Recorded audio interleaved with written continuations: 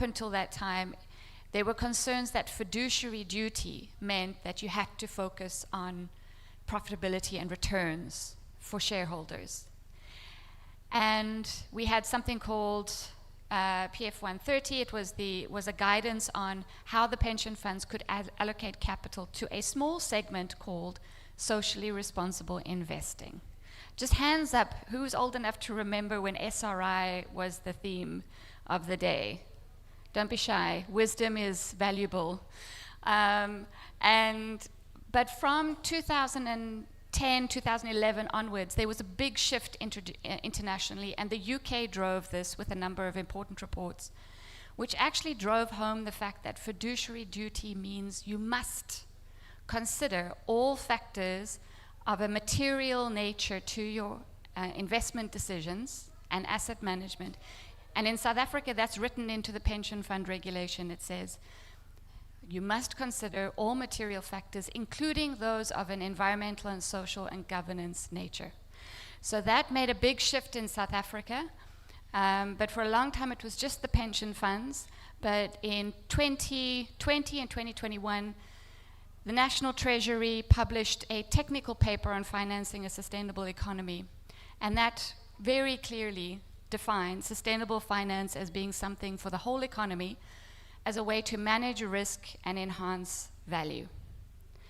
So I have the pleasure of presenting to you today just some of the reflections that IFC has from having done this work for over 30 years.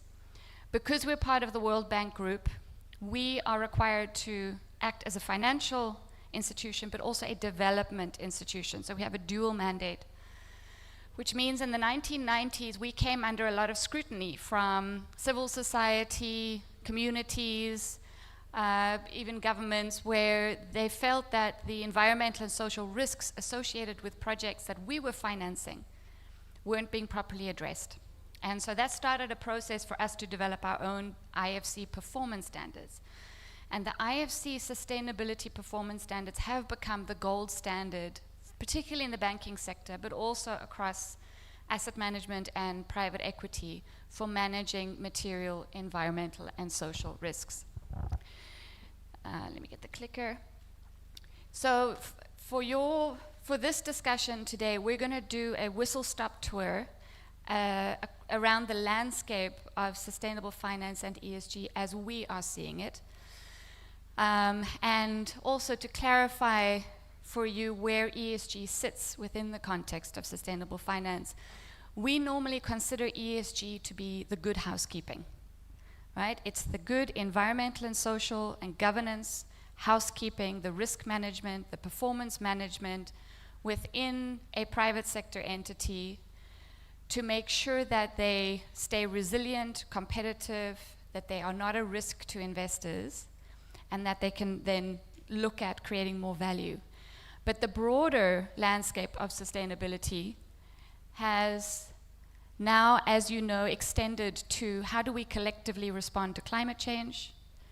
How do we support governments in funding the progress towards the Sustainable Development Goals? So firstly, let me try and get out of the way so that you can see. So one of the key priorities that I think has focused all our attention is climate change. It's not the only sustainability theme, and it's an evolving theme. And in Africa contributes very little in terms of global greenhouse gas emissions.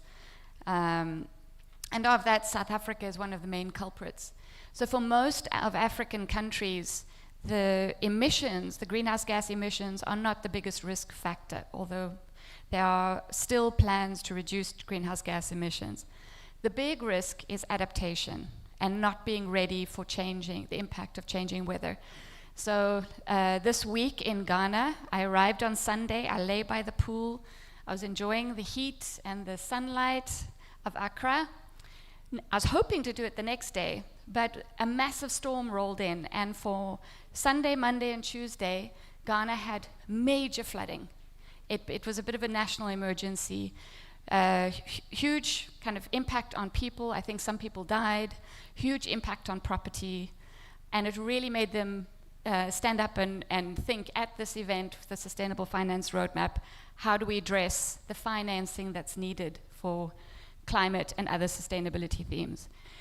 On the left-hand side, you can see the maturity of countries in terms of how the frameworks have been developed to support the private sector and banks to address climate risk.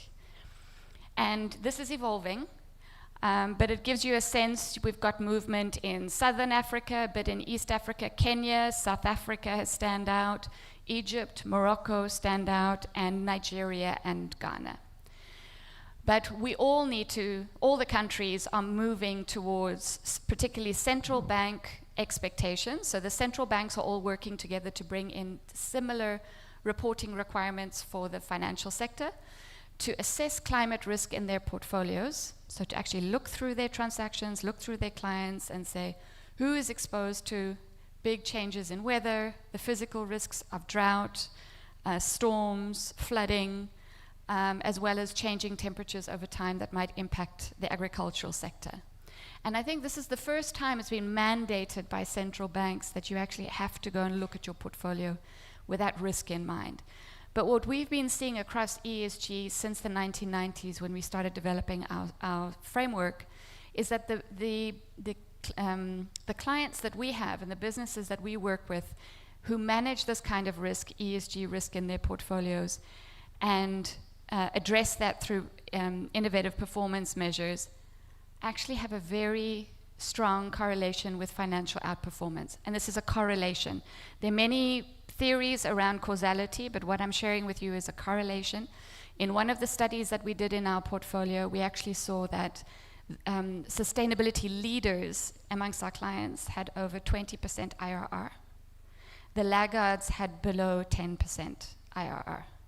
And Harvard was doing similar studies at the same time. Deutsche Asset Management was doing similar studies at the same time. And there is a strong link with lower cost of capital and increased resilience. So we know that we need the frameworks, and we also need to attract the financing that's needed. This is the need on the right-hand side. Each country has their own nationally determined contribution under the Paris Agreement on Climate Change. So a nationally determined agreement, nationally determined contribution is basically the national strategy. So what will need to happen, and that includes transitioning the private sector to make the country more resilient to climate change and to reduce greenhouse gas emissions. And if you go into those nationally determined contribution reports, you can actually do a calculation on how much finance is needed. And that's the deficit. So we're just talking about the maturity and the need right now. But the landscape is broader than that. So today's topic is ESG and sustainable finance, and climate is one of the things that people spend a lot of time on. But it sits in an ecosystem that looks at different themes from both a risk and an opportunity mindset. And this is very useful for investors and capital markets, right? So how do you reduce the risk profiles of investments, and how do you increase the value that is created? And there is good data emerging from places like the EU that listed companies, for instance, that comply with the EU's taxonomy, green finance taxonomy. Just a raise of hands, how many people here feel comfortable to have a conversation around green finance taxonomies? And again, no shame. It's just you're a superstar if you can put your hand up. There you go. It's green finance taxonomy is a list, a shopping list of eligible sectors that can be called green, and I'll talk a little bit more about it. But in the EU, they're they've taken a very strong approach to requiring disclosure of companies in line with their taxonomy. And what they've found is, in the early years of reporting on disclosure alignment, the companies that had a strong alignment had, in some cases, on average, a 14% premium on the value of their shares or of their businesses, right? So the demand was growing in the EU that investors wanted these assets, they were considered less risky, and they had an impact flavor. So it was something that was growing in demand. So right now, these are the frameworks. This slide is what we would consider the kind of the core, the consensus around how do you define ESG. So we've got the IFRS, the International Sustainability Standards Board. In 2023, they brought in the first global standards on how you disclose sustainability performance as well as climate risk. So IFRS S1 is the sustainability disclosure, S2 is the climate risk disclosure. And most stock exchanges in the world are now moving quickly to implement at least one of those standards as mandatory or as a strong voluntary recommendation. And what's key to understand about those standards is they learn from everything that has happened before. Meaning, we know that the really essential attributes of sustainable businesses is good governance and a sustainability strategy, a risk management approach, and stakeholder engagement. So I'll say that again. Good governance overall, which we know is important. A sustainability strategy, so they have a vision. What are they going to do on sustainability? How have they aligned with the Sustainable Development Goals, with the Paris Agreement?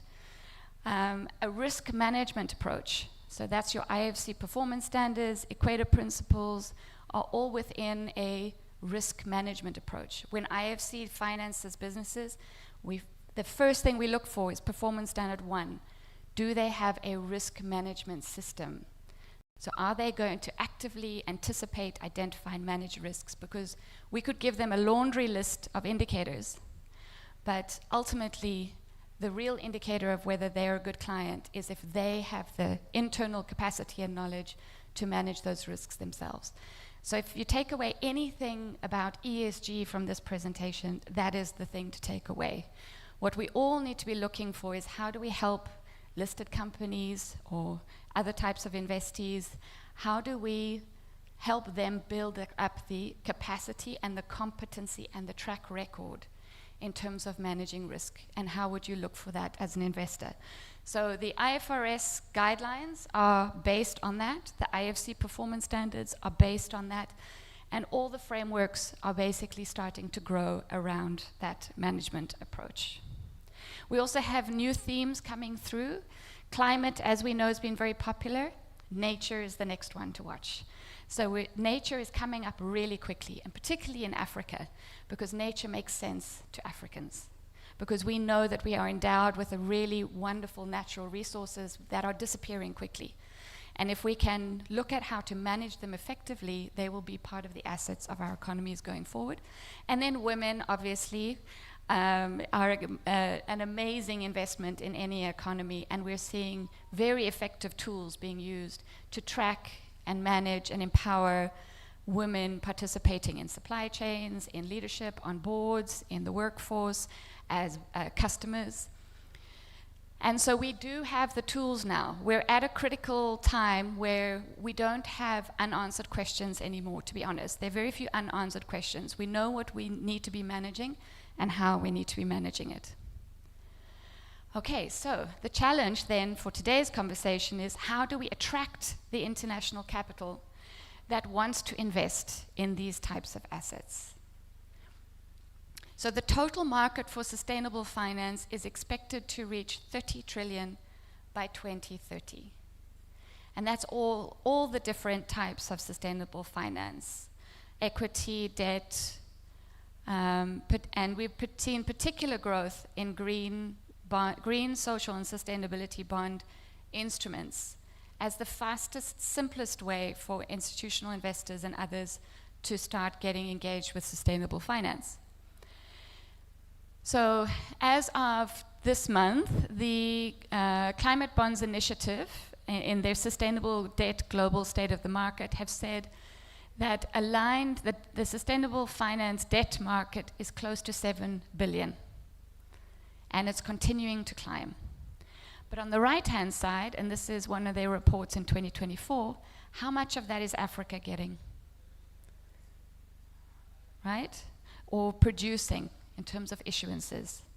So we've got a major missed opportunity here. Europe is issuing the most.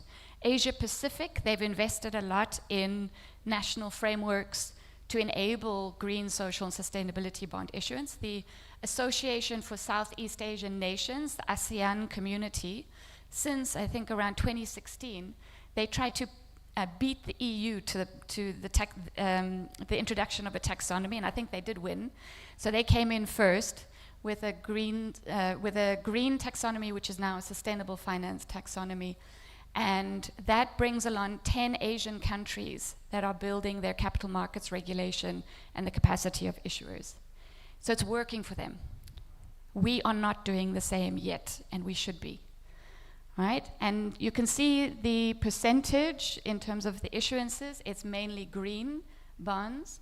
So green bonds, typically investing in things like renewable energy, energy efficiency, green buildings, and we're starting to see more in terms of climate smart agriculture, with the potential to move to regenerative agriculture, but there are many more themes that we could put under green. Social is increasingly popular. It's starting to move up, but not quite where green is. Sustainability is where you put the two together, green and social. And sustainability linked is something slightly different, and we'll get to that. So taxonomies, I asked who knew what taxonomies were. That is what's happening globally in terms of taxonomies. It's a bit of a mess, to be honest, but it's a learning process, and everybody's innovating, and everyone is working towards the same goal. So there's hope, there's light at the end of the tunnel, and there are some wonderful success stories. So what is a taxonomy? If a central bank or a capital markets regulator wants to regulate green finance and prevent greenwashing, I think you may have heard the term. Greenwashing means that somebody issues a product, a bond or a fund, or a loan that is called green. They say it's green building finance or renewable energy, but it's green. But you dig a bit deeper and you're not quite sure whether the projects that underlie that transaction are actually meeting green criteria. So on the one hand, their performance on green might not be high enough, and on the other, they might be doing harm at the same time. So that's a critical component of taxonomies. Firstly, making sure that the underlying activity actually meets good performance criteria of green, and second, that it isn't doing harm at the same time. Because there's no point having a wonderful new solar farm or wind turbines, but you've displaced communities that now don't have homes, you've impacted jobs, livelihoods, and maybe you've impacted the environment, and you haven't got a remedy for what you've done. So that's what greenwashing is when these things aren't properly managed. A taxonomy tells you what the shopping list of activities is. It also tells you what the criteria are for each activity, and it tells you how to manage the risk. So remember, coming back to that ESG concept at the beginning, how do you make sure good housekeeping is done? This is fundamental to the whole market for sustainable finance. So all these countries listed here and some of the regions have taxonomies. And in Africa, we have more now. It's just I don't have enough space on this slide to actually show all the new taxonomies coming in. So Zambia's got one now, Uganda, Senegal, and we're working with Madagascar. And there's a process in Tanzania that's underway to develop a Tanzania taxonomy. Why would you have your own taxonomy in your country? The EU has got a taxonomy. There are international taxonomies, so you can go shopping for activities. And the people who will go shopping for the activities, just to give you a very practical scenario, CRDB came to market with their Kajani bond. They were the first green bond in Tanzania. In order to issue that bond, they had to come up with a sustainable finance framework, which was their prospectus. And they had to say, this is how this bond, how the proceeds will be used in line with international standards, which is the International Capital Market Association Green Bond Standards. And we're going to use the proceeds for the following things. And they had to indicate what those things would be. And as investors, you would want to look at that and say, okay, we like those categories, and we believe that those are credible definitions. One of the problems that African banks may face is that using international definitions of green activities may not be fit for purpose for the Tanzanian context. And in Tanzania, you may want to define additional activities that are appropriate and fit with the national policies. a taxonomy can do that, and it can provide confidence to the international investors that there is some sort of good governance behind those choices. So it's not either or. You can use in combination. You can, for instance, a capital markets regulation could list multiple taxonomies as being recognized by the particular jurisdiction. So it's not that you mandate one particular taxonomy. Okay. So sustainability is an umbrella with subsets. This is another key thing I want you to take away today. So we've talked about ESG as good housekeeping, environmental, social, and governance. Social normally includes labor, human rights, community health and well-being. Under the topic of sustainable finance broadly, we're now talking about where can you send your capital, where it will have a positive environmental or social impact. That's what green means. It means a positive environmental impact. Under that, climate is one subset. So you've got mitigation, you've got adaptation, but you've also got other greens. You've got biodiversity, nature finance, pollution abatement, blue economy, which is oceans and water bodies, and Tanzania's and other coastal Indian Ocean countries and islands have a great potential for blue economy investment, and circular economy, which is reducing waste and pollution, and has a very strong business case for the businesses that implement them. And it's even appropriate for SMEs. So circular economy strategy for an SME can actually increase their performance and profits and lower costs. So as I mentioned, this cuts across different types of instruments and also equity. And we've talked about the social and green being two categories that can then be combined into a sustainability bond label. That's good because it increases the pipeline of potential assets that you can include in that issuance or that loan. These are we have very good international rules for how this should be done, led by the International Capital Market Association, but now the Loan Market Association has followed the ICMA model. They vary in very small ways, but are pretty much aligned. So another concept or mental model I want you to take away is the difference between use of proceeds and sustainability linked. And this is key because this goes to the heart of a sustainable finance investment strategy. What kind of product are you buying? A use of proceeds instrument with a sustainability or green or social label means the issuer has committed to use the proceeds specifically for eligible projects. So I've talked now about taxonomies. You know what taxonomies are. They give you your list of credible eligible use projects. So the use of proceeds, the issuer will need to convince you as investors that they are using the proceeds for eligible projects and that they're managing risks and doing all their good housekeeping. They also need to show you that it's linked to their corporate strategy. That's something else that you want to know.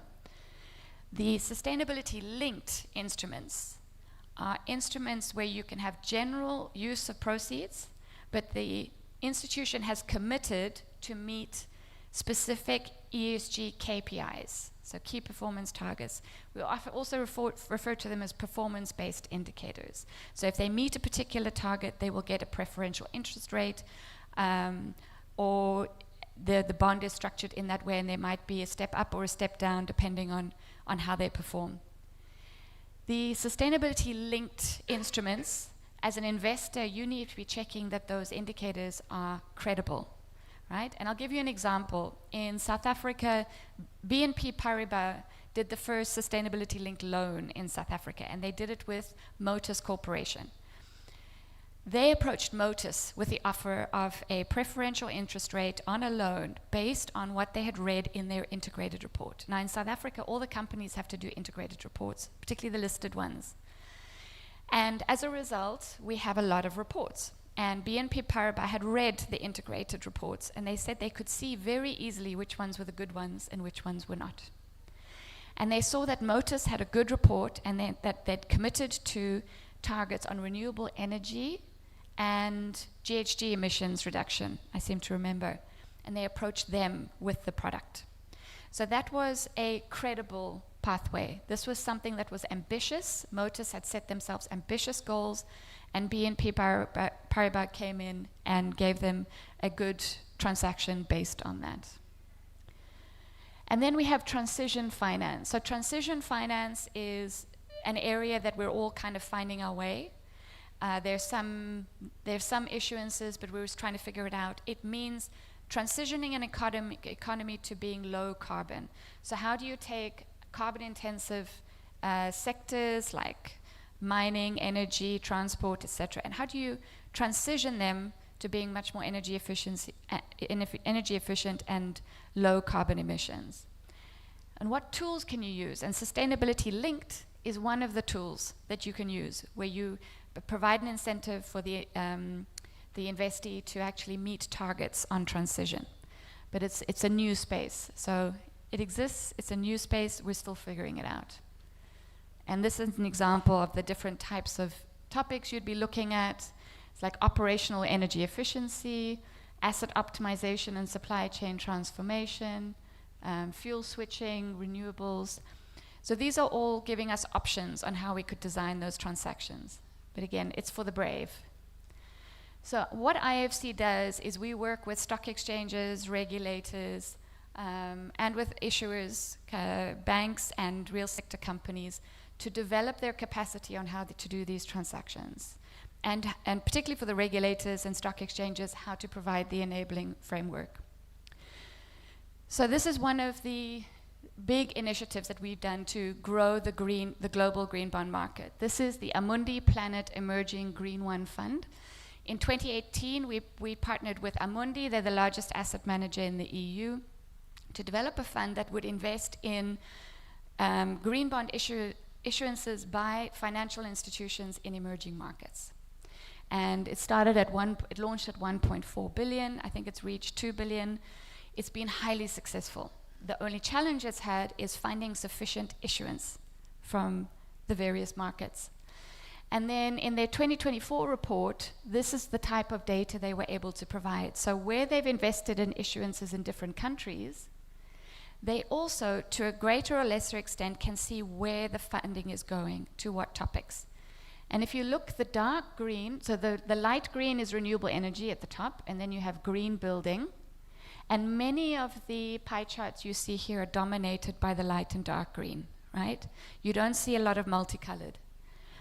And the investors want more information. They want to know where's the finance, where's the capital going. In Mongolia, Chile, and Colombia, you see more colors, right? So you're starting to see the orange, which is the other green. You see the blue, so energy efficiency, pollution prevention, biodiversity conservation. Those are countries where they have good taxonomies that have been actively implemented. So a taxonomy will increase the diversity of green themes that you will see in issuances, and it'll increase the quality of the data that is being reported. Okay, so the key takeaways from this: it is important to monitor the ESG profile of issuers on top of the issuance itself. This is what Amundi has learned in terms of managing risk. So one of the things that the Amundi Fund did is it gave assurance to European investors investing in markets like Africa that risk would be managed. And ESG is one of the ways that you can reduce the risk profile of assets. So Amundi says it's important to monitor the ESG profile as well as the allocation of proceeds. There is an acute need for issuer support. This is new for everybody. And so together with Amundi, we have been running trainings for issuers since 2018 in markets, across the emerging markets, and we've trained thousands of staff from banks and other issuers.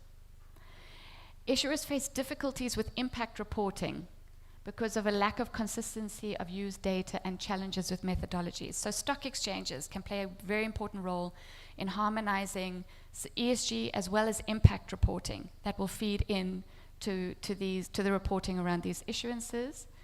And currency challenges can arise as well. So it's not just the actual structuring, but it's also the context in which this is happening.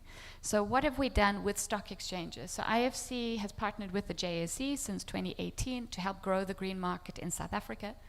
And their case study was featured in a report that we did in 2018, Creating Green Bond Markets, which shows you how the early jurisdictions coming with green, social, and sustainability bond issuance guidelines, how they did it. So any markets that don't have green bond issuance guidelines, this is a place to start. So we helped them grow their segment. They started with green guidelines for green listings, then green, social, and sustainability, and now they also include the transition segment in their sustainability segment. We also helped them develop guidelines for climate and sustainability disclosure, and in that you've got some of the indicators that can be used for impact reporting. And finally, we've consistently worked with them to build capacity of the market and to address gaps. I'll give you an example of one of the challenges, barriers that we've identified with them. Their listing instructions for the sustainability segment included a requirement that when the ICMA principles get updated, the issuers need to update their second-party opinion statement. So a second-party opinion is the verification that you get on your sustainable finance framework to say it is aligned.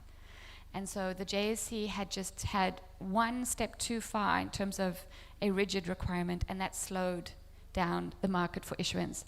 So they've now softened that requirement, and they say you only need to update your SPO if it's a material change in the global rules. So these little fine-tunings of how do you grow the market. The other thing that we've done that's worked quite well is blended finance to offer concessional incentives for certain types of issuance. We've done this very well in the green building space.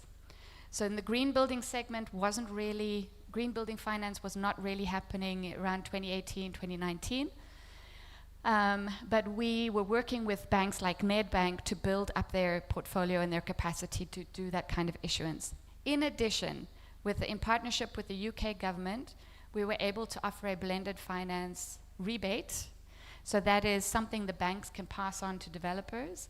So for each green building that achieves EDGE certification, which is a very simple green building certification, we could pass a rebate on to the developers through the banks. And so we're seeing this as a way to grow the market, and it's been very successful in doing that. And we're looking at ways to do that in other segments. So I'll go very quickly through the remainder of my slides just to give you a flavor of where all this is going. I told you that climate is big, energy is big, nature is coming in, but we're seeing circular economy. How do we finance SMEs, and how do we help SMEs to be green, to be lower risk, to be more profitable, to be more eligible, more bankable, more eligible for financing? We have blue finance guidelines, which came in 2025. And they cover a range of very interesting sectors for most countries. And that includes things like sustainable shipping and port logistics, waste management, marine ecosystem restoration. So there's a lot we could be doing in these sectors. We've got guidance on how you would do this with SMEs. What are the different types of activities that could be considered green in tourism, in textile, in agribusiness, in manufacturing? And then finally, banks are what we see a key pillar in growing the market for sustainable finance. To access money from IFC and other development finance institutions, they have to have the ESG housekeeping that I was talking about earlier. They can also work with their clients to improve the ESG performance of their clients. And so we did an assessment of banks in Africa, EU, and, Europe, and Latin America, to see how they were doing on these elements of sustainability. So here we mean vision and strategy for sustainability, governance and management of sustainability, business model, and things like communication and reporting. And so we had responses from these countries. We didn't get a response from every country in Africa. East Africa was well represented. South Africa was a bit sleepy. You would have thought they would have responded more, and it probably would have pushed some of the scores up, but we still had a very good score. So we are tracking, Africa is tracking in terms of bank competencies. The average score across the three regions was very similar. So we had 38 banks from 13 countries in Africa, representing $334 billion in assets. So what did we learn about African banks. They're doing sustainability with a development focus. So how do you benefit people? We know that we can't do green without doing social in Africa. There's a big focus on renewable energy, climate smart agriculture, green buildings, sustainable SME finance, climate adaptation, and nature positive solutions. And where do they stand out? A lot of the banks in Africa still need to put in place the systems overall to manage consistently across ESG and sustainable finance. But we're seeing a strong focus on a strong commitment at institutional level and very good strategies moving forward and looking beyond decarbonization. And these were the things that stood out in terms of the scoring. 87% of banks have a sustainability vision of the 38 banks that responded. 76 have a sustainability strategy, 76%. 89% have someone at management level responsible for sustainability, and 92% have a board level oversight of ESG issues. But as I mentioned, for the other themes, there's still work that needs to be done. And that's where we'll be focusing our energy with our CRDB colleagues in particular. So, key takeaways for stock exchanges and as sustainability leaders. Invest in helping the private sector develop a solid foundation of ESG risk management strategy and governance. This is critical. We can't do sustainable finance without this. We need appropriate disclosure framework, so guidance for the market that is fit for purpose for your market, that is based on materiality and proportionality, so that we can bring SMEs along. Verification is important, but it needs to be tailored to what the local market can handle, and we need to build local markets of verifiers, so not always relying on international verifiers. We need to bridge global and local eligibility criteria. We need to know what the local market needs, provide incentives, guidance, and ongoing capacity building, and foster collaboration between regulators, stock exchanges, and the private sector so that we're all on the same page. So I know that's a lot of information. I don't know how far I've run over. Do we have 2 minutes for questions? Okay, thank you so much.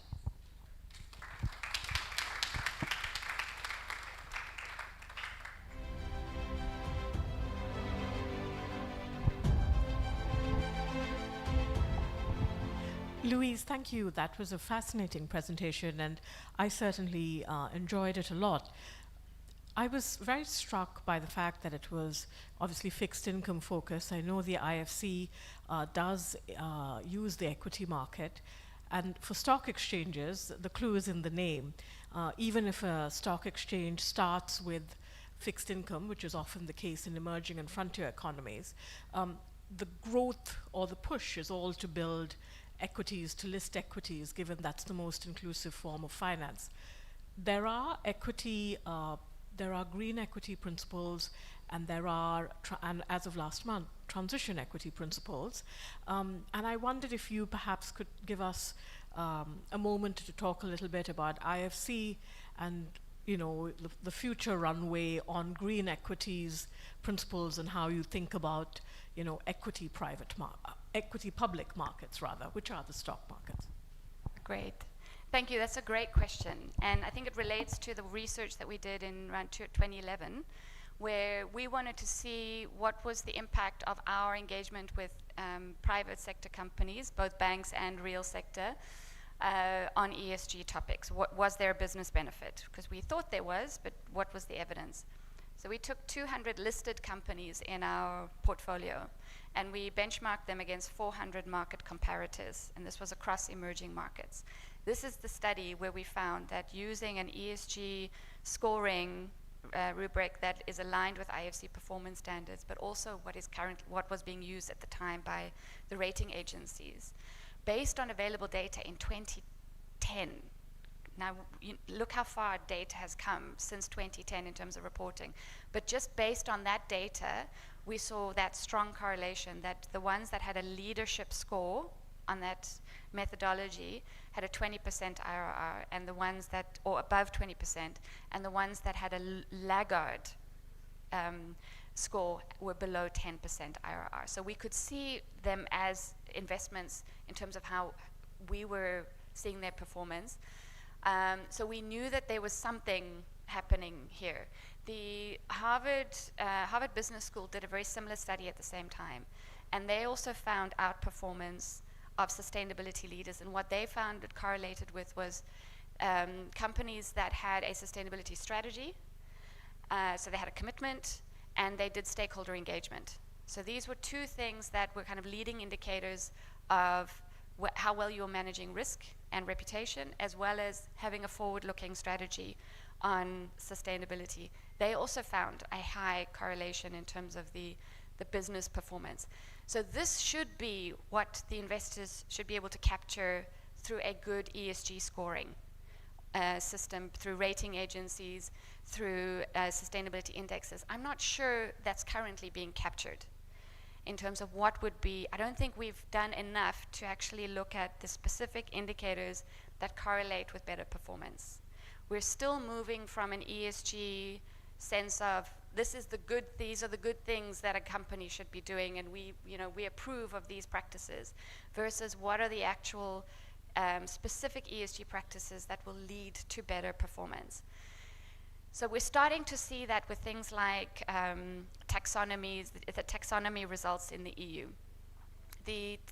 When the EU came out with their disclosure requirements, and this impacted the listed companies, is they first required companies to report on how much they align with the taxonomy, and then they required the financial sector to report. So it was a year behind. So the financial sector was a year behind the real sector companies.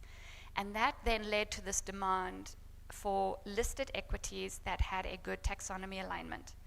And Goldman Sachs and others did their analysis, and they saw it really distinct for the listed companies, a distinct advantage of the listed companies that were strongly taxonomy aligned.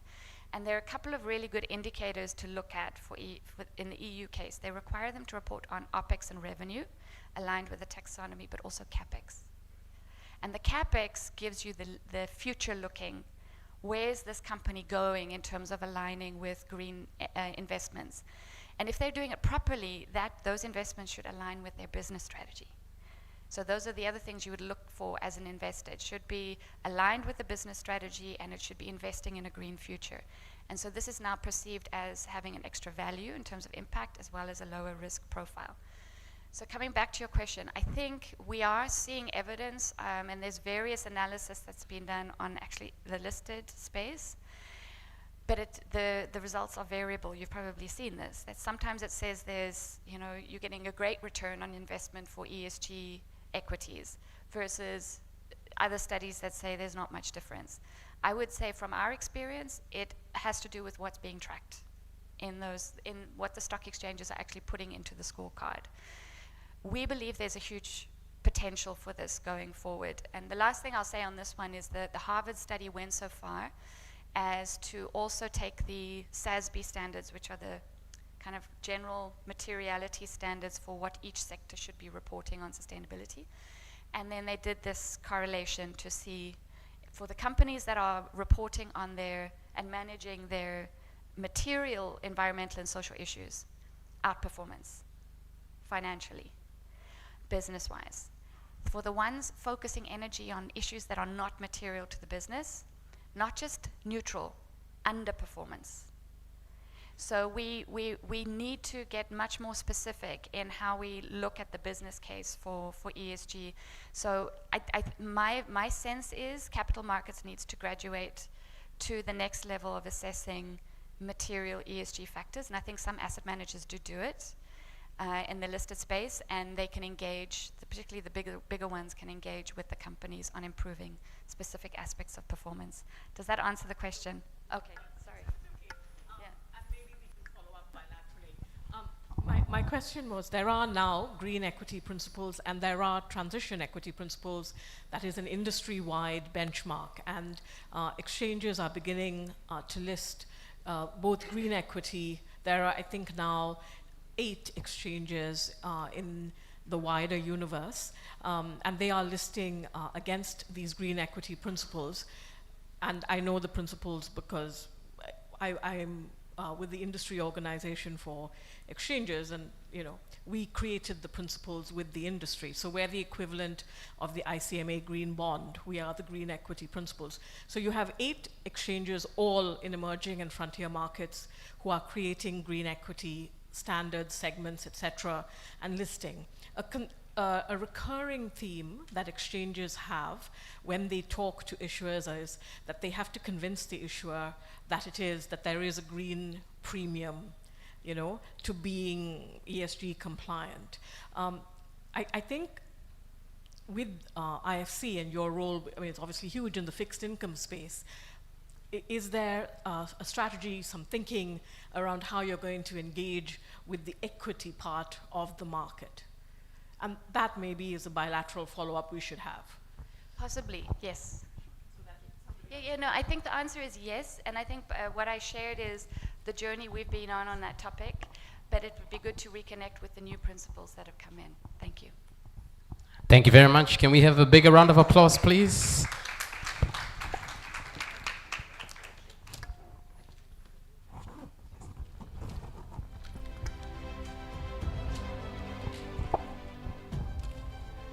All right.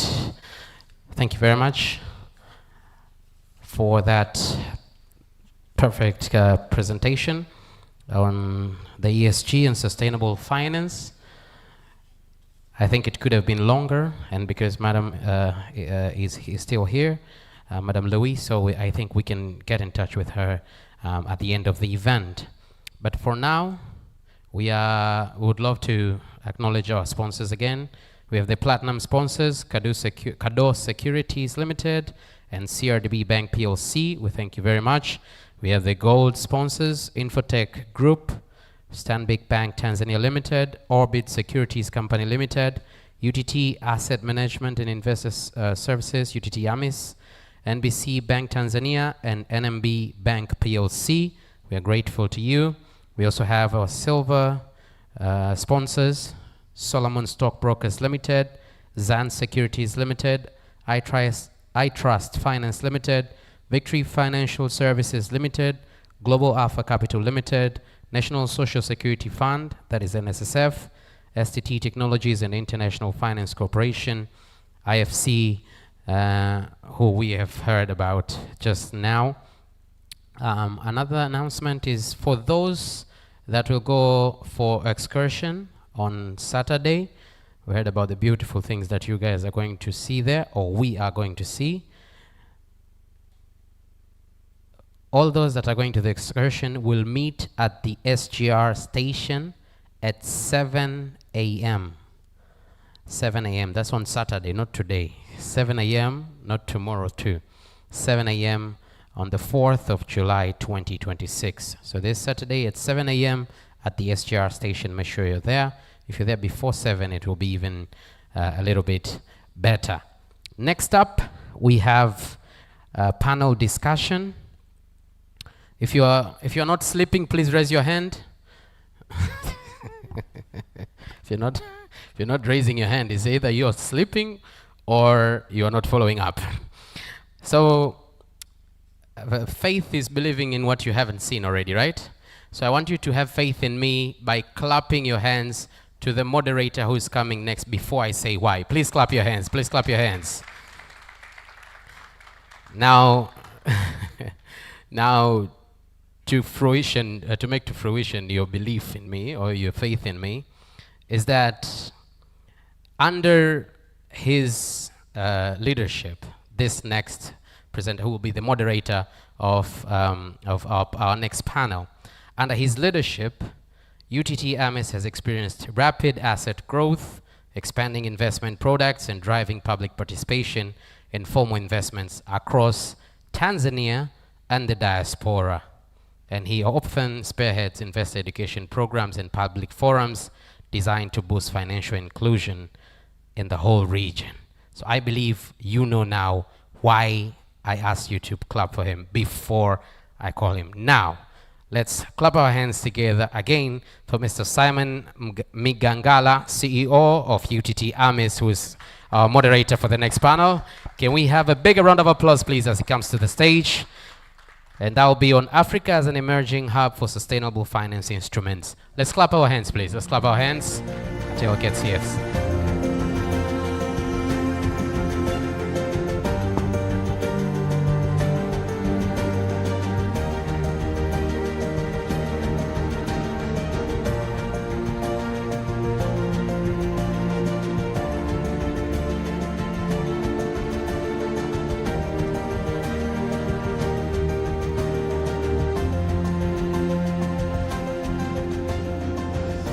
You see, that's why his leadership is so fruitful.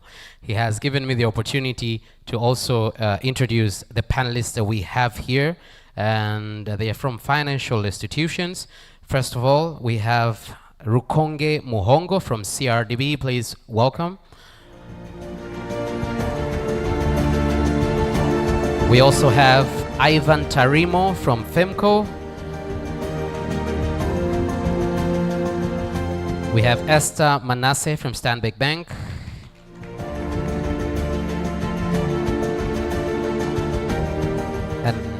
And last but not least, we have Sigfrida Joseph from NMB.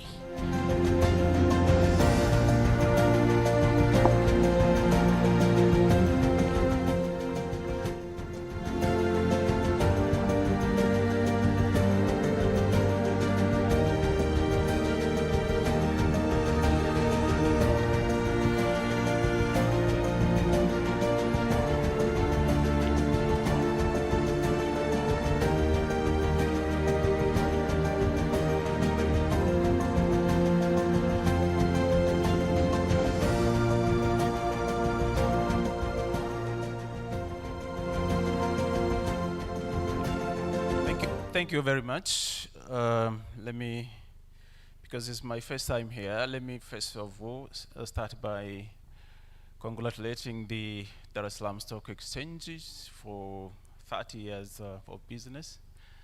Can we clap hands for the DSE? Yes. And for that, let me also just say a bit about sustainability, the subjects that we have been asked to discuss.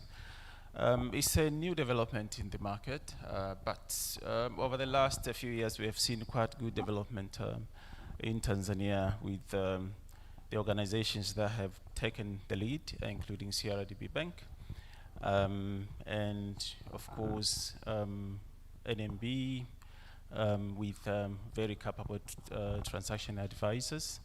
NMB as well.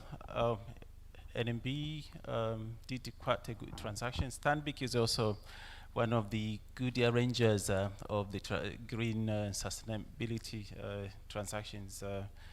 So let me start with CRDB Bank. We have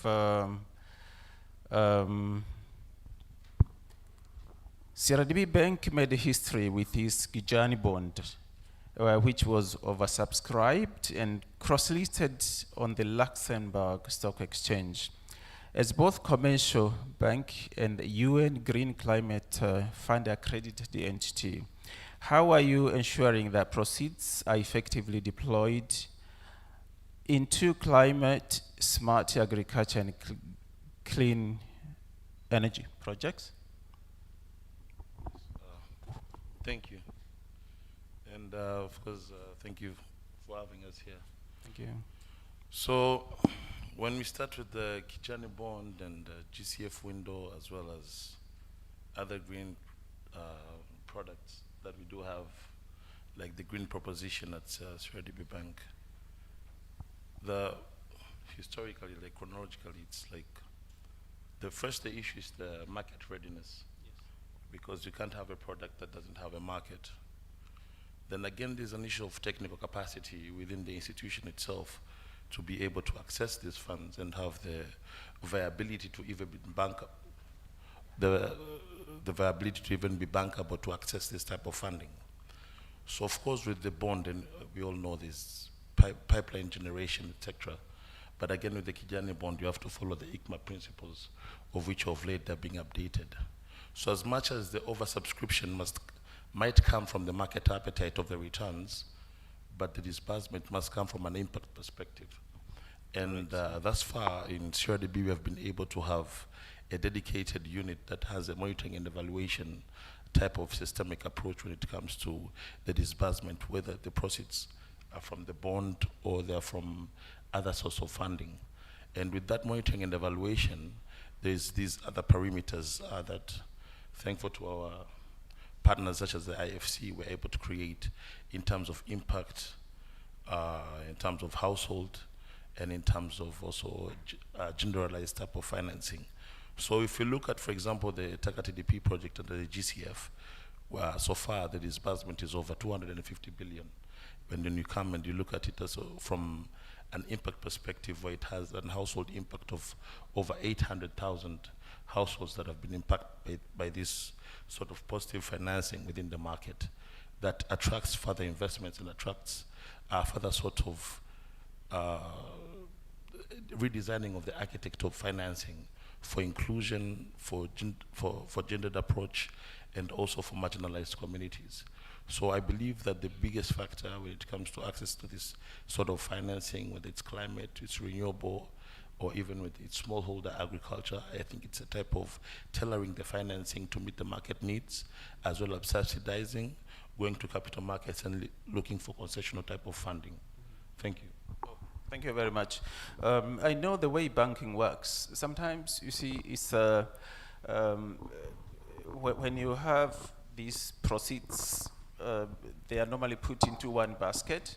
So you have they kind of mixed up. Are you maintaining a separate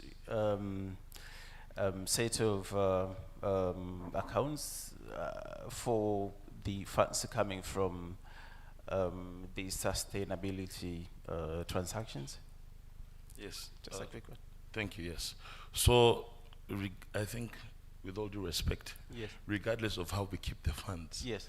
at the end of the day, each type of unit or each type of functionary within Yes. a bank Correct. has its own targets. Oh, thank Yes. you. So as let's say a party or a colleague from the sustainable type of target, it will be totally different from a normal conventional type of lending targets. So where we have more concessionality, we have more impact-based financing. So I think that's the angle that we should look at it, and that's how we do, because the financiers and the investors that invest with us Okay. do acquire some reporting, Okay. quarterly reporting, of which you must show not only the financing but also the impact The that use you've of created the- within the market and within the community. Excellent. Yes. Thank you very much. Let's move to the transaction advisor for Tanga Wasa Sustainability Bond. This was the first blue bond. It's a bond that was raised to finance infrastructure for Tanga Wasa, which is the supplier of water in Tanga. And this is FIMCO. Tarimo, as the transaction advisor for Tanga Wasa Sustainability Bond, what role did you play in structuring the transaction, and how can sustainable finance instruments help bridge Africa's infrastructure financing gaps, particularly the water and sanitation sectors? Hello, thank you. Congratulations, Simon, first of all, on the milestone, and obviously congratulations to the DSC for their 30-year anniversary. So the very first question is simple. My main role was to keep hope alive. The transaction took over 2 years, and the role of the transaction advisor was to keep the hope going from the beginning until the end. Because it was the first green subnational infrastructure bond, there was a lot of hurdles. So a lot of things had to align. And let me mention the things that, had they not aligned, we would not have had that issuance, for us to know some of the roles. Number one, we had the buy-in from the government to the Ministry of Finance through the alternative finance policy. So that's one tick. That's important, because only a few years ago, Mwanza had a project until the last minute and it was cancelled. Oh, So the alignment is important. yes. and there was a special committee for that. Number two, then on the issuer side, that's Tangawasa. This is a slightly complex product for them, and so they had a lot of support from the UNCDF. So by the time the advisors came in, they had their project info memo, they had done significant groundwork to be ready to issue. So that's number two, having support on the issuer side. Yes. Number three, again on the issuer side, they too had champions who helped me keep hope alive. So their CEO and some of their directors were they bought in, they were champions for this project, and we were fortunate enough to have them in that institution throughout the time and even beyond. That was important. So there was a stability at the issuer level. Yes. And then when it comes to the structure, which is where we spent most of the time, things like, should this be guaranteed? Is there going to be an SPV? The pricing. So these things also had multiple supports from different areas, but it was also one of the critical areas for the transaction. So once all of these aligned, then work became a bit easy. But keeping them within that alignment was the most critical thing throughout the transaction. Now going forward, and more to your second question, that the potential for this to support infrastructure gap, yes, the potential is there. But we need the next transaction not to need so many people to keep the hope alive for the transaction to happen. So we need to create that template and then just now execute on the back of it. Now, Tangawas has been a few years. We've not seen another subnational or another municipal bond since then. So I'm afraid whichever next one comes next, whoever is going to do that work, they need to sing a lot of hope throughout the process, because the lessons possibly is being forgotten. So it's possible. I guess the appetite is there, as Louise has just mentioned, in terms of the demand out there and the processes. So I think we'll see things happen. Just as a note of caution, just keep the hope going throughout. Oh. Thank you very much. Tarimo, NMB, the Jasiri bond and Jamii sustainability bonds, which were listed on international exchanges. I know NMB has been at the forefront of sustainable and inclusive finance by issuing innovative bonds that I've just mentioned, both of which have attracted international recognition through listings on major global exchanges. Looking ahead, what are the next high growth opportunities for sustainability-linked financing in Tanzania? Thank you, Simon, and congratulations for leading this particular panel. And before I continue, let me also join my rest to congratulate Peter for hosting this forum, as well as 30 years celebration tomorrow.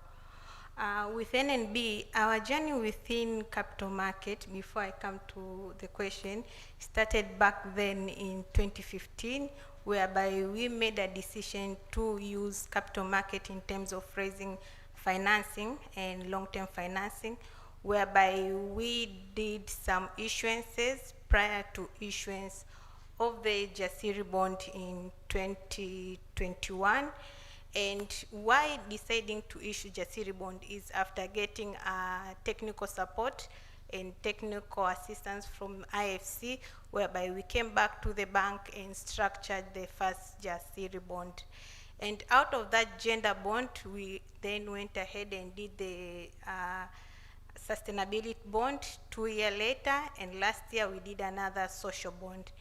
And what we have learned, or what opportunity we see out of our issuances, is we are seeing a very huge potential for now having some sustainability linked instrument coming ahead in the market, not only from banks, but we see opportunity for SOEs, more SOE coming on board, other corporates, like the other corporate within other sectors also coming on board.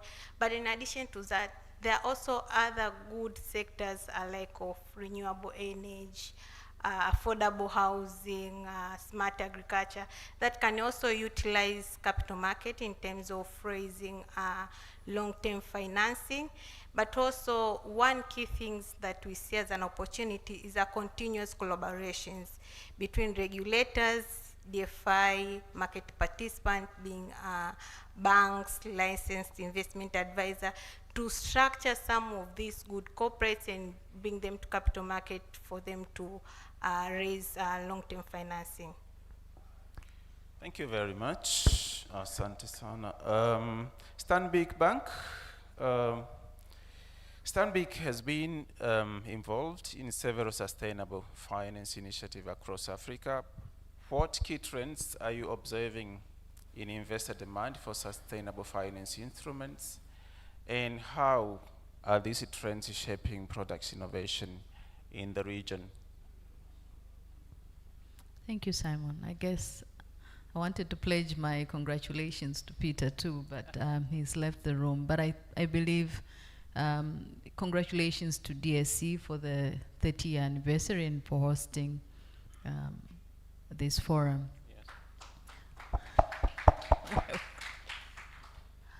So Stanbic is part of Standard Bank Group, and I think as a group we have pledged about 450 billion rand to sustainable finance for the next, from 2022 to 2028. This is something, as an African bank, this is something that's very close to heart, because we believe for us to take part and grow Africa, and Tanzania being part of that, we need to grow it sustainably.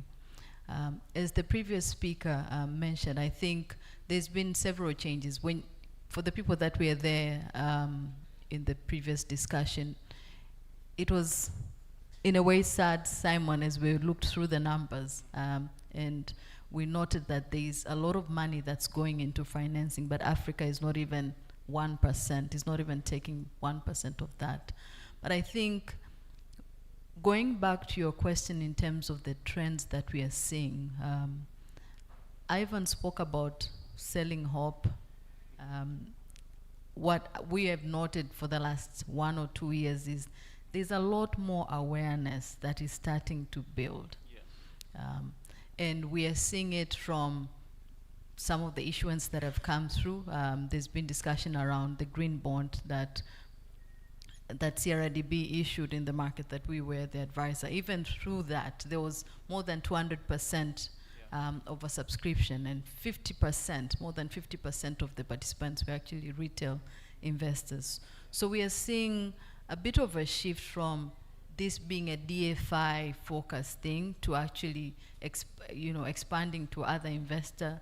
And I think that's a good starting point, a bit of awareness that's coming to play. Yeah. Local relevance is another thing that we are seeing, where some of the DFIs and the participants in some of the issuance that are coming in our space are looking for products and issuance that are relevant to our market. So it's not only focusing on renewable financing or green finance. We're looking at actually solving problems that are relevant to Africa, whether that is, water, whether that's energy security, food security, and things like that, that are relevant to us. And I think that is actually a good step. In terms of whether we are seeing this as a trend that will continue, in my view, I think it should continue, but there are things that I believe were discussed earlier that hopefully we'll cover in, as we continue the panel discussion, that are relevant for us to be able to look at, for us to be able to tap into the opportunity and the capital that is there for sustainable finance. Yeah, thank you. Thanks, Esther. So I'll move back to CRDB Bank. What do you think are the challenges that financial institutions face when developing sustainable finance products? Okay, yes, thank you. So, with Luis being here, if you wouldn't mind. Yes. I think there's an issue of ideology, yes. Number one, because most of these, let's say, sustainable products, sometimes, not to be revolutionary, a bit Eurocentric, of which they do not they're not tailored to the market, as the previous speaker said. I think that is one of the biggest challenges. Then again, there's this issue of balancing of interest between DFIs, you have your deposits, you have what sort of financing channels this sort of impact investment. Yes. And when you speak of sustainability, it's type of a mechanism where it can be for profit, but it's not profit first oriented. So you look at the numbers, they only make sense at Q4. You know, they don't make sense at Q1, Q2. So that also becomes very difficult when it comes to accessing or channeling this type of financing. Then I think the biggest issue for financial institutions that I've learned, it's not about even the financing, it's more of the governance within the structure. Yes, like how is sustainability funding or sort of products, how are they governed? You know, so what sort of competing interests are in it? How do we approach the market? Who drives it? Who doesn't? I think these are the sort of challenges that are within all sorts of markets, emerging and mature markets, that make access and also this type of financing very difficult. Oh, thank you very much. For FIMCO, Tarimo, from the transaction advisory perspective, what were the key challenges and critical success factors in structuring and executing Tangawasa sustainability bond?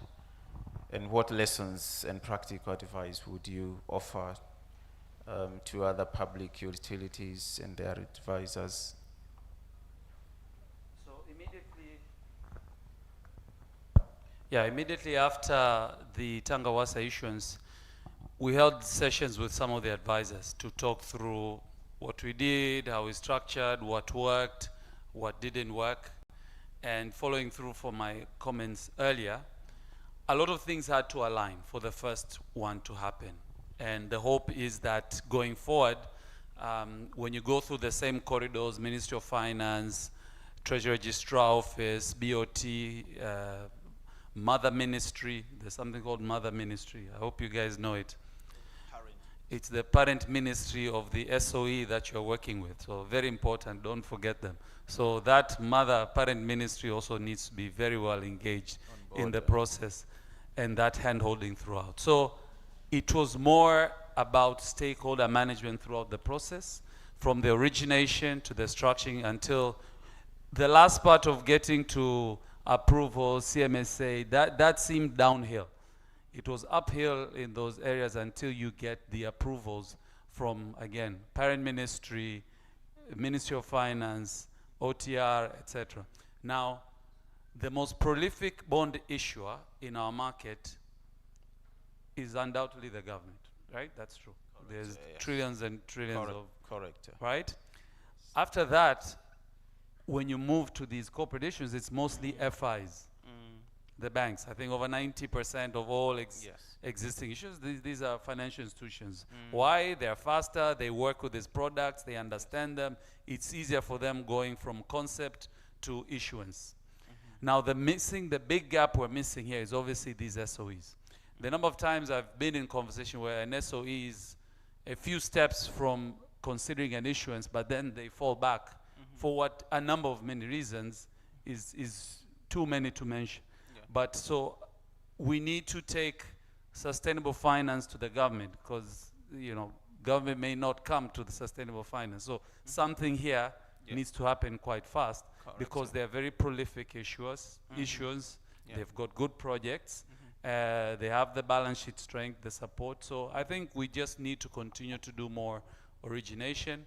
And now a message to the UTTs and pensions, Mandoba and the other pension guys in the room that I see, is to invest. When I look at an AUM of a pension fund that's got 10 trillion and 70% in government securities, that's a problem. But that's common across most of our institutional investors here. So if these products get created, they need to come through as well. So whether it's a conversation we need to have together as we build, that's a challenge that we also saw on Tangawas. Oh, thank you very much, Tarimo.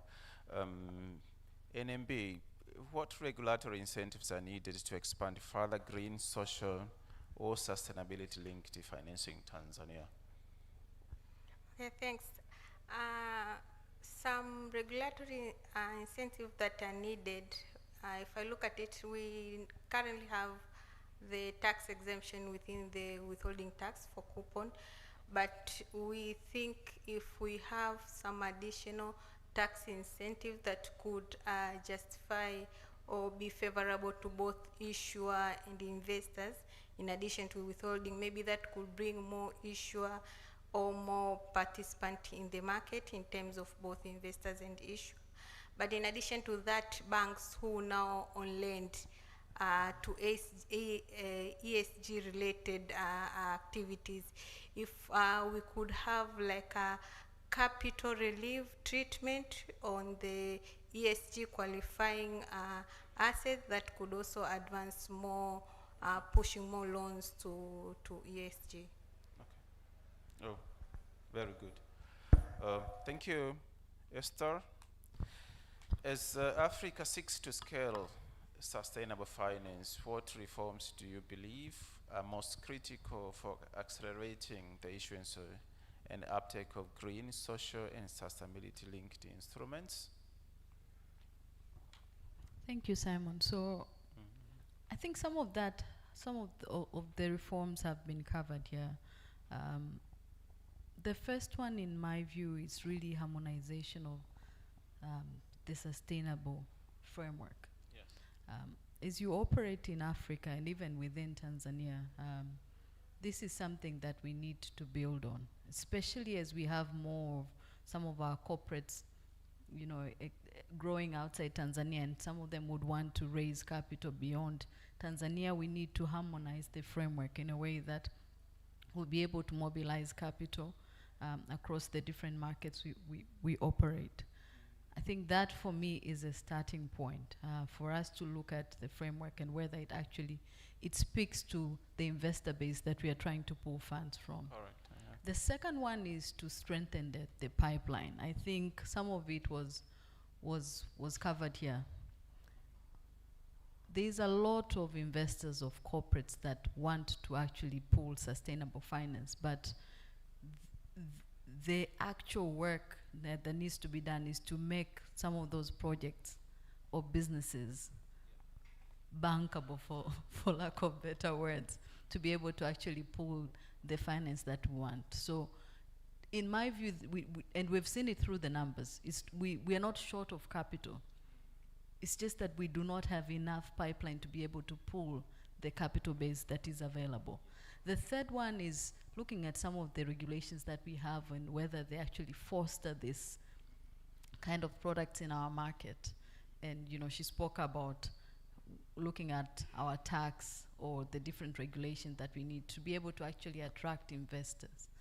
The fourth one, in my view, is one that I think Ivan spoke about a little bit. Just from looking at the local investors, there is funds that we can pull from UTT, from the pension funds, but looking at the investment framework that some of the pension funds have, do they actually, are they structured in a way that we can actually pull and invest into the sustainable products that we have and the different bonds that we have?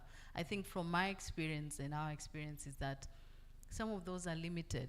They can only invest a certain portion of what is available. So reviewing the investment framework from the pensions and some of the asset funds that we have, it will be another point that we need to look at. So those are just few of the areas that I think we can review for us to be able to actually maximize on the opportunity that we have available.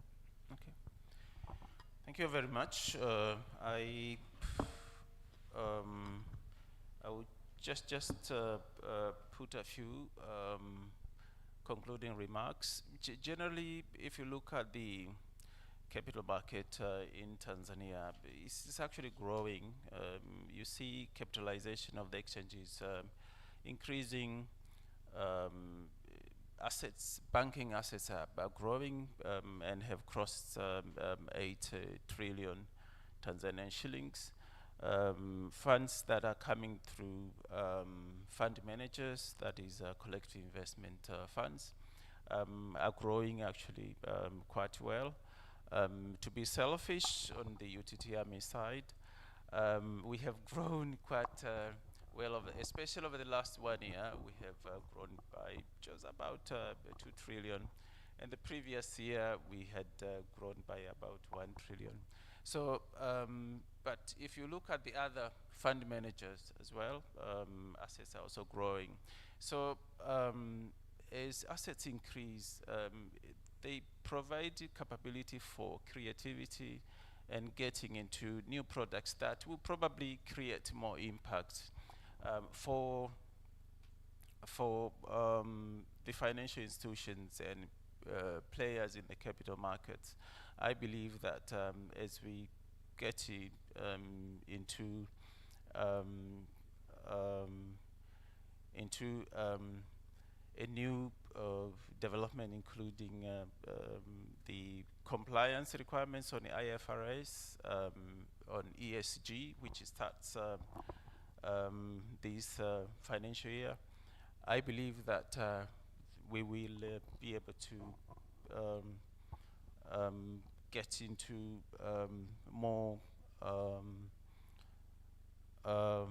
probably more products that are likely to create more impact to the public.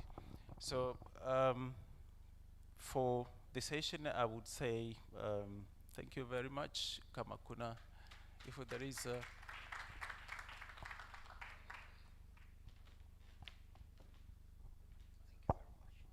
Another big round of applause, please, for our panelists and our chief moderator. Thank you, Simon, for leading this brilliant discussion with brilliant people. You're blessed with brilliant minds. This is one of the strongest panelist discussion that we had, based on the background, of course, and everything else. Naomba tuongeze tena makofi makubwa sana. You may wish to take your seats, please.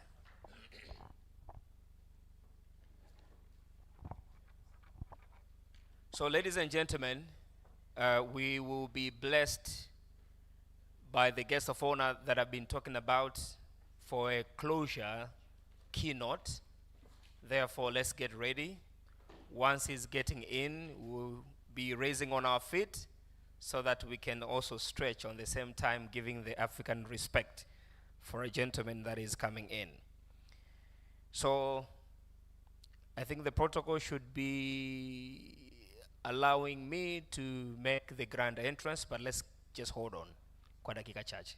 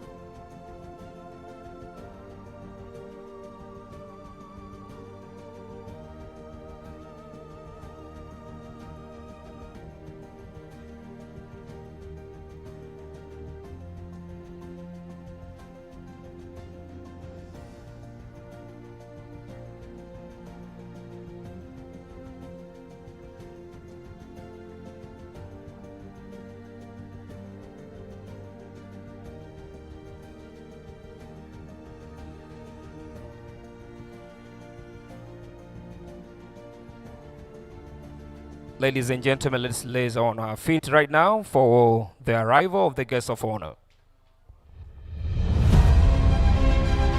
Makofi mengi sana tafadhali wakati mgeni rasmi anaingia.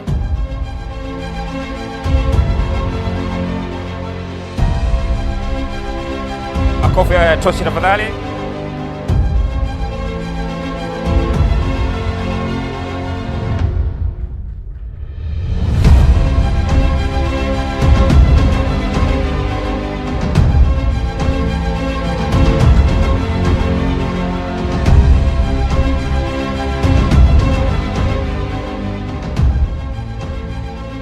You may be seated, please. Honorable guest of honor, Mr. Nehemiah Mchechu, Treasury Registrar of United Republic of Tanzania, Ms. Nandini Sukmar, CEO of the World Federation of Exchanges, Pierre Celestin Rwabukumba, President of the African Securities Exchange Association, Mr. Daniel Olesumayani, the Board Chairman of Dar es Salaam Stock Exchange, Mr. Peter Nalitolela, the CEO of Dar es Salaam Stock Exchange, CEOs and representatives of the African Stock Exchanges, Godfrey Malauri, the Chairman of TISEBA, stakeholders of the capital markets, our sponsor, ladies and gentlemen, good afternoon. Good afternoon. We want to welcome you officially to the closure keynote speech by the guest of honor of the 13th edition Building African Financial Markets, BAFM 2026, with a theme, Driving Capital Markets Growth in Africa through Innovation, Integrity, and Inclusive Participation. Honorable guest of honor, we've been here for 2 days, but the one to have a leisure of briefing you so publicly is not the other but the CEO himself. I would rather cardinally invite him to do so that he can also invite Mr. Chairperson to eventually invite you to speak. Mr. Peter, karibu sana. Makofi mengi tafadhali.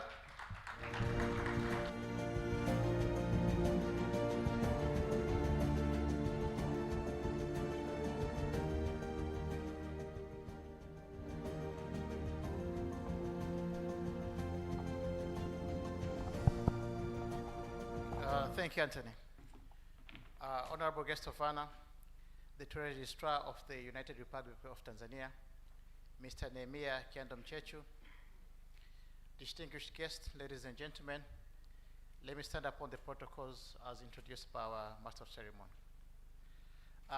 First of all, honorable guest of honor, I would like to greatly thank you for gracing us with your presence today to be our guest of honor and to deliver the keynote speech in the closing of our 2-day Building Africa Financial Markets Seminar, the 13th edition of the Building Africa Financial Markets.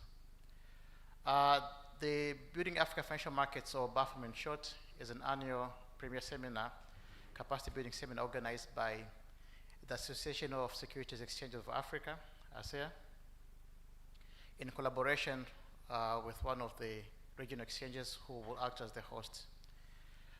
For this year, the 13th edition, the Dar es Salaam Stock Exchange put our hands up to be the host, and we chose to combine this with the celebration of us at the exchange turning 30 years, as it was incorporated in 1996. So for the first 2 days, actually I should start from the 30th on Tuesday. So the executive committee, the CEOs of the African Securities Exchanges, arrived, some of them over the weekend, some of them on Monday, and we had our annual general meeting on Tuesday, on the 30th here. And then on the 1st and 2nd of July, yesterday and today, we had 2 days of the Building Africa Financial Market Seminar. And tomorrow we're going to culminate our celebrations with the celebration of 30 years of DSC's existence. Honorable guest of honor, over the last 2 days, there have been various thematic discussions around how we can drive growth of Africa capital markets through innovation, integration, and inclusive participation. We started off with the president of ASEA, Mr. Pierre Celestin, delivering the African perspective of our capital markets, where we've come from, where we are, and the outlook for the future. And then the CEO of the World Federation of Exchanges, Ms. Nadine Sukumar, gave us the global perspective, what is happening globally, and later on, Bill, also from WFE, actually gave us in terms of the current trends, where global exchanges heading to, what kind of solutions, what kind of products are they looking for. Over the course of 2 days, we've had various discussion regions from how do we collaborate as Africa, different integration initiatives that are happening both on the technology front, but also we discussed what needs to be done on the policy side for us to operate as one market across the continent. We've also had technical discussions looking at how technology helps provide access to the market, the growth of different products driven by technology, access to our retail investors. And the last discussion we had just before I arrived focused on sustainability, which is a new growth area for us as African exchanges. And not only is it something that we do as markets just because it's a product that has an uptake, but it's both a financial and also social and moral imperative for us to look at sustainability as we grow our markets. Dear guests of honor, we know that there are a number of initiatives that the organizations that your office looks after are driving towards the growth of markets as a whole, towards sustainability, etc. And when you're delivering your speech, do not want to preempt you, but I do hope that we also look at how the Office of the Treasury Strategy will help the growth of the market by bringing us new listings, either by issuing listing companies or the equities board, or for those organizations who, by their nature, are not necessarily going to be listed, they can access financing from the market by issuing bonds. And we do have a good example from Tangawasa.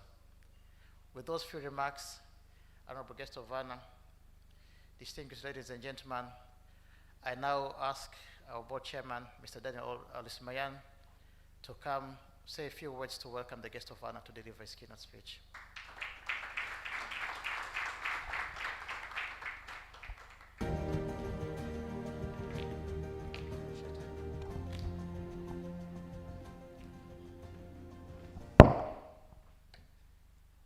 Dear guests of honor, all protocols observed. Foremost, I wish to thank you so much, my dear brother Nehemiah Mchechu, for managing to get time to come to deliver your keynote address. We know how busy the schedule is, particularly at this time of the year where we have just commenced the financial year of the government, but also we have just commenced our long journey towards implementation of the DIRA 2050. So, guests of honor, we know how much is in your store, but thank you very much for making it to this occasion. But also, on behalf of DSE, we really wish to thank you again for the great support that we have always obtained from your office. The office of the TRA has really been a catalyst towards the success of the market. I don't wish to repeat to the briefing that have been given, and in recognition of what I've just said on limitation of your time, without further ado, may I now invite you to the podium, dear guest of honor, to deliver your keynote address. Please, welcome.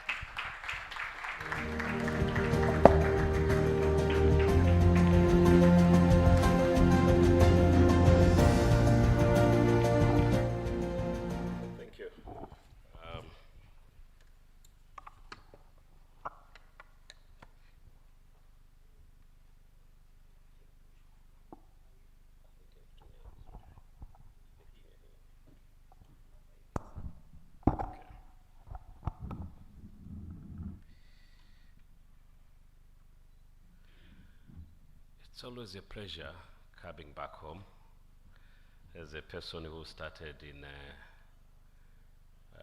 financial sector, I've been raised there, and that's where I got my foundation. But it's always also a challenge to stand before you, experts, who understand better the industry, and it's more than a decade I've been away into this active industry. But a very critical one, I call it a thermometer of the economy in any country or continent, or globally, as it is. So, Chief Executive Officer, Capital Market, actually chairperson, let me start with the chairperson, and board members of Dar es Salaam Stock Exchange, the CEO of Dar es Salaam Stock Exchange as well, President of the CEO of the World Federation of Exchange, and the President of the African Securities Exchange Association. I may miss some of the protocol hierarchy, but I believe I'm doing a mention. The executives from the African Securities Exchange, I'm told we have about 18 markets around here today. Representative, I believe they are representative from Minister of Finance, but also players, stockbrokers, investment banks, pension funds, asset managers, executive of listed companies and issuers who are here, development partners, and in specific, WFE, who have been a good partner into this event and our journey, African Stock Exchange Association, AFDB, IFC, all sponsors and exhibitors who I saw outside there. I believe they are still quite busy outside there. Distinguished delegates from across Africa and beyond, members of the media, ladies and gentlemen, good afternoon. I'm not quite sure how many are coming from Tanzania. That will be also my measure. Jamhuri ya Muungano wa Tanzania. Thank you very much. That's a kind of a greeting.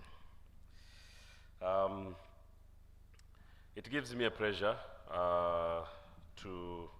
and honor to join you this afternoon and be given an opportunity to conclude the 13th Building Africa Financial Market Forum, BFM, in 2026. That is happening here in Dar es Salaam. And I'm told it has been very, very successful. And again, congratulations to organizers and to all participants. We can clap our hands for that. And in the outset, allow me to express my sincere appreciation to African Securities Exchange Association, Mr. President, to the Dar es Salaam Stock Exchange, to the CMSA, to development partners, sponsors, speakers, and every delegate who have made this forum an outstanding success. And I'm told we had almost 150 participants. It's a good number. It's not an easy number always to achieve. Again, from the 18 markets, but some even from beyond, who have all engaged, and you have all engaged in meaningful dialogue on the future of our capital markets. I'm pretty sure you have exchanged ideas, shared practical experiences, you've forged new partnership, and even strengthening the existing relations in pursuit of a deeper, more resilient, and more inclusive African financial market. The quality of your discussion, just from the few minutes and the brief that I've had outside, I'm confident that it has reaffirmed the vibrant capital market, it has affirmed that a vibrant capital market is indispensable to sustainable economic transformation, and especially in our region, in our continent. Because they help to mobilize long-term capital, finance infrastructure, industrial development, to promote innovations, to strengthen corporate governance, and create opportunities for citizens to participate in wealth creation, but also ownership.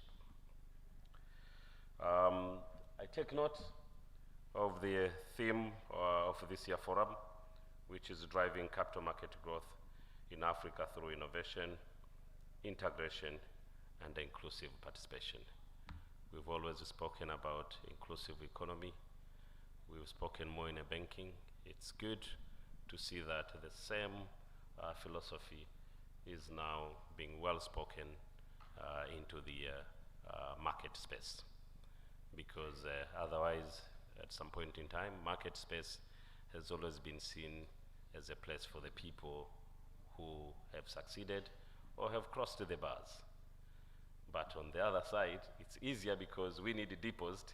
It's that you go even to those who haven't crossed the bars. But it's good that inclusive participation was an item that also was well considered this time around.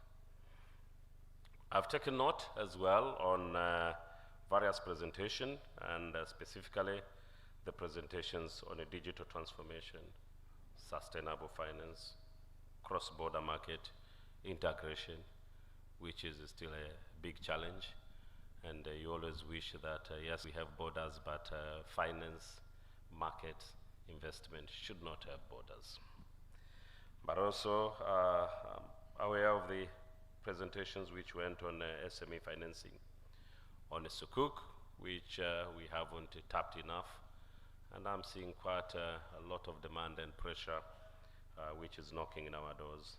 Again, as I've spoken enough about my happiness on financial inclusion, but most important, presentation on product innovation. And effective, I'm pretty sure all these have demonstrated, and they do demonstrate that Africa possesses the ideas, institution, and the talent that is required to build globally competitive capital markets. Africa continue to face an infrastructure financing gap, which is estimated at 100 billion annually. I'll say at a minimum of 100 billion annually. And definitely we are aware that public resources and the commercial bank financing alone cannot bridge this gap. So deeper, broader, and more integrated capital markets are therefore no longer an option. They are an economic necessity if Africa is to finance industrialization, energy transition, climate resilience, digital transformation, and regional integration. And when we are talking about infrastructure, it gives me a quick thinking and realization that in Tanzania today, we are undertaking so many infrastructure projects. One is the ASEA standard gauge railway, which requires financing. And if you ask the Minister of Finance, they've been making a lot of effort to go and raise funds from outside the country. And probably the think tank is sitting around here who could have given us the answers, could have helped us to mobilize and raise funds from within the region. But that's an opportunity I also want to encourage as I continue with my speech, that we should take advantage, knock more doors, find who could be the partners, find who are the people who are probably good ambassadors, like some of us who've been in your sector before. But we have quite a good number of ambassadors, and let them speak if we are not listening enough to you. As the Treasury Registrar, I have the privilege of overseeing government investment in more than 300 state-owned enterprise, which are public institutions, but public institutions and companies in which the government holds either majority or minority interest, including the Dar es Salaam Stock Exchange. It is an interesting job because you stand as a shareholder on behalf of the government in those institutions. Our total portfolio stands at around 92 trillion, and on an exchange rate today, I could say that's around 35 to 40 billion dollars, but that's on equity base. And if we are to do on a market value, I believe the number could be 3 to 4 times. because we've tried to sample 2-3 companies, and we've undertaken the market evaluation either by looking on a cash flow base, and every particular time based on performance, these companies we've seen, they are more than 3 times of the value of our equity.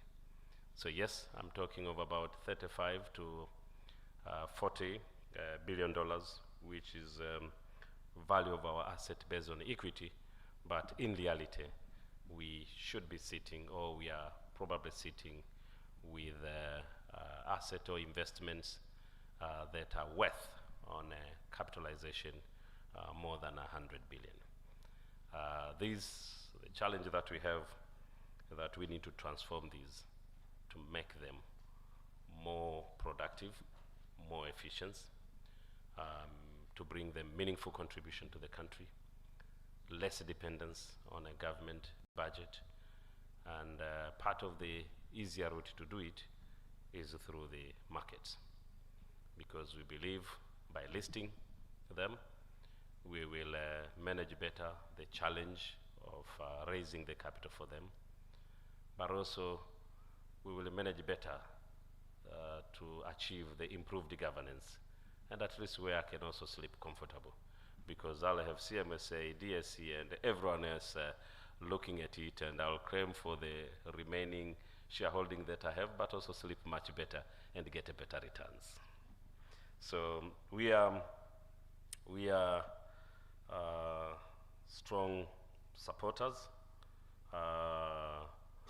to the market, and I will be doing, I'll demonstrate a few things that we plan to do, because why we are strong supporters, because we believe the market, the exchange market brings with it the sound corporate governance, the financial discipline, operational excellence, but also sustainable value creation, which is very, very important for our people, for the general public in Tanzania, but also everywhere across the region. Capital markets, we believe, provides government and the state-owned enterprise with a powerful platform for mobilizing long-term financing while enhancing transparency, accountability, operational efficiency, and investors' confidence. And Tanzania will continue, and it does continue to implement reforms that strengthen the investment climate, enhance market transparency, that promote financial innovation and expand private sector participation, and positioning our capital market as an increasing attractive destination for domestic and international investors. As Tanzania implement the Tanzania Development Vision 2050, which we call it DILA 2050, substantial long-term investment will be required in infrastructure, manufacturing, energy, agriculture, in housing, education, and digital economy. And with that, we believe that a vibrant capital market is therefore not merely a financial institution, but it is an essential pillar for industrialization, innovation, productivity, and job creation. The 30-year anniversary of the Dar es Salaam Exchange, which has coincided with the BAFM forum, I think has come at a very right time.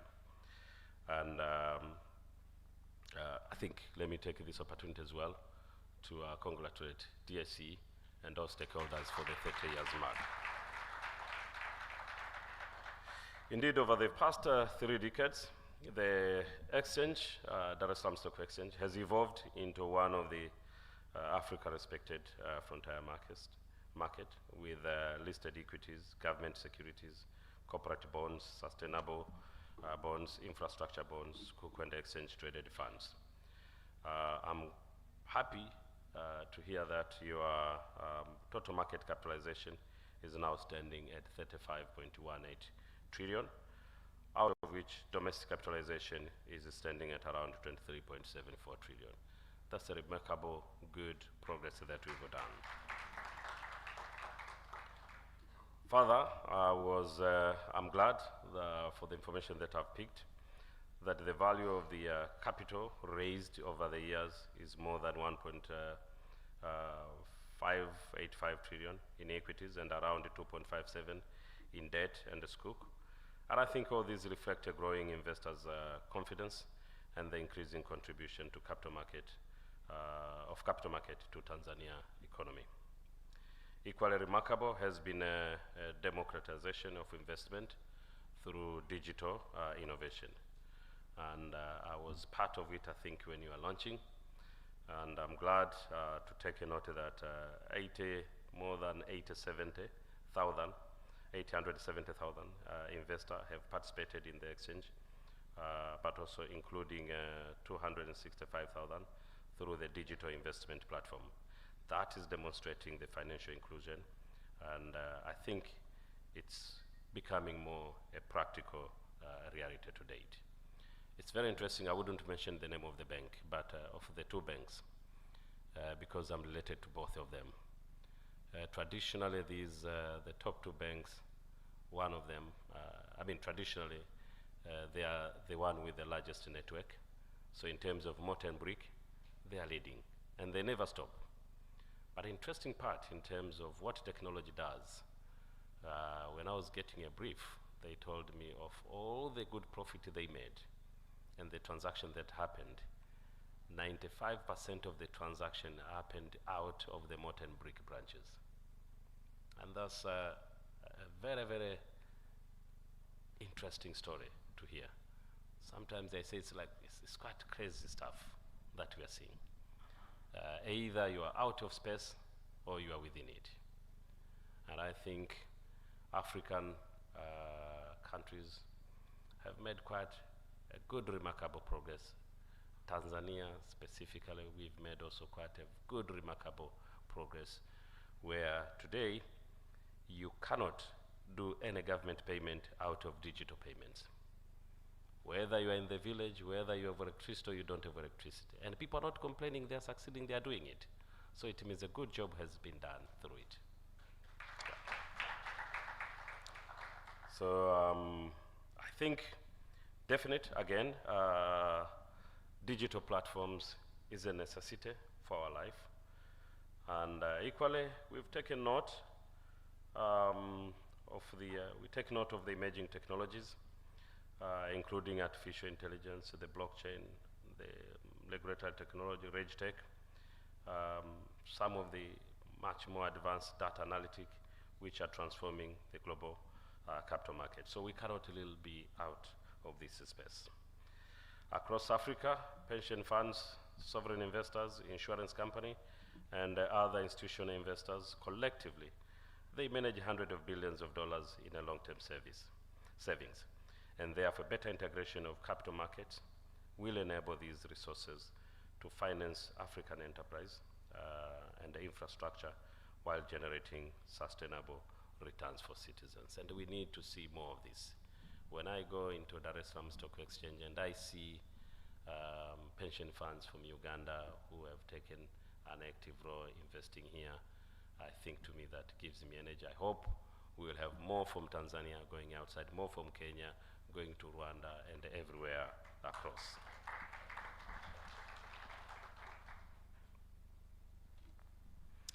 And one of the strongest messages that I've picked as well emerging from this forum was that no African capital markets can realize its full potential in isolation. And that is what has dragged us for many, many years. It is still dragging us because sometimes we never stop thinking I'm a Tanzanian, I'm a Kenyan, I'm a Rwandan, I'm a Nigerian, and so forth. But I think the truth of the matter is no one will do it in isolation. A good part is to pick what our colleagues are doing. The collaboration, closeness that you see in EU, you think the same we should see here. I always say we can have our borders for political reason, but we shouldn't have our borders on economic, on market, on such terms, on financial markets. Let me explain a little bit on what other things that I think I'm partly responsible to developing and pushing the market. As I've said, we have about 300 companies that we have a stake in. Very few that are listed, but some which are listed have been doing quite well. And a part of my pressure to them is to see them going outside our borders. So as people who are responsible also to approve the strategic plans, the annual plans for these companies, we will continue to push them or pushing them to make sure that they continue expanding outside our borders. So that's a critical item that we'll be driving going forward. We have 252 companies where out of 300 plus where the government is the majority shareholders, or which are parastatals, out of which nearly 100 are 100 plus, 110 are commercial enterprise or semi-commercial enterprise. Our pursuit is to see that we are pushing most of them to the market. And for those who were following a speech on a dividend day, the day before yesterday, you must have had instruction or directives from the president. And I should say, this is the second time she has reminded us. We cannot wait to be reminded for the third time, because otherwise we don't deserve to be in these positions where we are. And for this year, we will be pushing, actually we are already doing that. We are doing an analysis of all major investment and the projects that a lot of SOEs are trying to do. And we want to push them first, push them to make those projects as bankable as much as possible, but also go and access the capital market. If you cannot access the financial market, go to the capital market as well. So we believe quite a good number of them, maybe they'll be coming to raise bonds. And because again, we feel there is more liquidity in this country, we are seeing the number of oversubscriptions, either on government bonds or on bonds. I haven't seen over the past 3 years, I don't know, maybe I'm not lucky to see them. You know, sometimes you may have a black spot in your eye. You only see successful company in the successful issuance. You don't see the negative ones. But clearly, I haven't seen a company that has gone on bond issuance or any issuance and has raised less than the amount that it has targeted. Most of the time, I've seen oversubscriptions. So that to us, it tells, one, there is more liquidity in the market. There is an appetite for people to invest, but also people financial literacy has grown up, and people are understanding the importance and the need, and they're understanding all these vehicles where they can get better returns. So in any case, in any standard, we believe this is the best time for us to be issuing more of these financial instruments through the capital market, and we want to push them, most of the institutions through that. But also the economic realities, they're also telling us different. I think gone are the days where you could depend on donor and the grants. You tell me one country that is not going through the rough times. The EU countries also, they have difficulties in their economy, they've got their own challenges. I think the West, in the EU and so forth, they've got their own internal challenges. And we are seeing strongly the right wing and people who are nationalist emerging up. So even if it's not for the economic turbulences, but you will see more of the nationalist and the right-wing people emerging up, where the focus is to build their own countries. So the Make Tanzania Great Again, Make Rwanda Great Again are not the philosophies that may stop. I'm putting that in a COP. So if we think we can continue depending on Uncle Tom is not there. I think Uncle Tom is enjoying his good time now, and he doesn't want to be disturbed. So therefore, we have no choices apart from looking on our own resources, which we have never looked at before. We have never tapped into it, but it doesn't mean it's not available. It is available there. So as of this year, we will have more of the companies, as I'm saying, which are going to be issuing their bonds and so forth. In utility companies, we have about strong 30 utility companies across the country. We are not quite sure whether we'll continue doing the same, or we need one day to restructure them where you can have a few stronger ones. But we may want many of them to go the Tanga route. And there is no way we can say the utility companies are loss-making or shouldn't be making profit. And therefore, divert that liability and the burden from the government outside. We have already analyzed 5 companies. 4 we are comfortable can go for listing this year.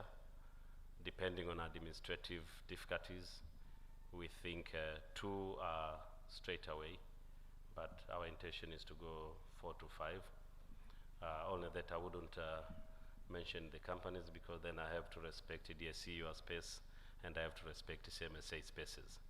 Until when we've had a discussion, they can go out and be mentioned out there. But it's something that it's coming up. So, and I think as we do that, we will have many more others, which we're going to be doing as we move towards next year. But also I want to encourage and invite you that where you think there are areas that we can do better, there are areas where we should be extending our hands to the capital markets products, please knock on our door. We are lucky to be the country which has such a structure. Not many African countries have such a structure, where you have all government investment under one roof being managed there. In other places, it's not the same. And we really want to take that advantage. And again, what we have today in Tanzania, Treasury Registrar Office, apart from holding investment on behalf of the government, also plays a kind of a role of quasi-sovereign fund. We are playing that role. Obvious, the future restructuring within a government, within those restructuring decisions will be made as to either have a separate, to have a separate sovereign fund, or to keep it tied into TIARA. But I think the two may be separated. It's a good practice, one where you focus as a shareholder to supervise the business, and another one which is focused on preserving the wealth for the future generation from the resources that we have, and especially that we have a good part of resources. We are a breast region, again I should say. I've been tracking the number of investment that are coming through in Africa. Not all that they are coming with a full capital. Some people are coming with good ideas, good knowledge, technology, but they will need to raise capital over here, so we all need to get prepared. We have a good deal of resources.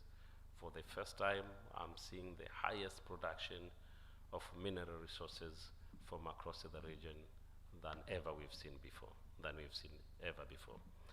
And I think the challenge for us is to make sure that we put right policies, we negotiate right for the next generation and for our countries, which in Tanzania, I should say, we've been trying to do that quite well. And I see huge opportunity and a total different change in the economy of this country.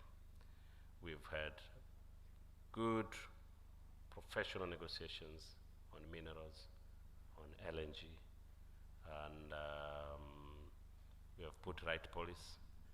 government has a stake in all the larger license mining. Today we are sitting with about 308 companies. I wouldn't be surprised the next time when you come across, we are talking about 370 or 400, again, because of the mining opportunity, where for every larger license, a government must be a shareholder. But this is, again, it's just to share that from all the places that you're coming, we need to take care of our resources, not to just hold it, but make sure that they do better for the country. We negotiate better, we improve our negotiation skills, and we know the value that we are looking, because as it stands, if you don't fight and push it for yourself, no one will do it for you. And Africa has never been a poor continent, but we have economically poor people that we need to lift them up. And it is our duty, people who are sitting in the right industries, like in your industry, in your sector, people who are sitting in the positions as we are sitting, all of us, and to make sure that we do the right decisions that are benefiting the larger population, and indeed that is also preserving a better wealth for the next generation that is going to be coming ahead of us. So to conclude, allow me once again to thank African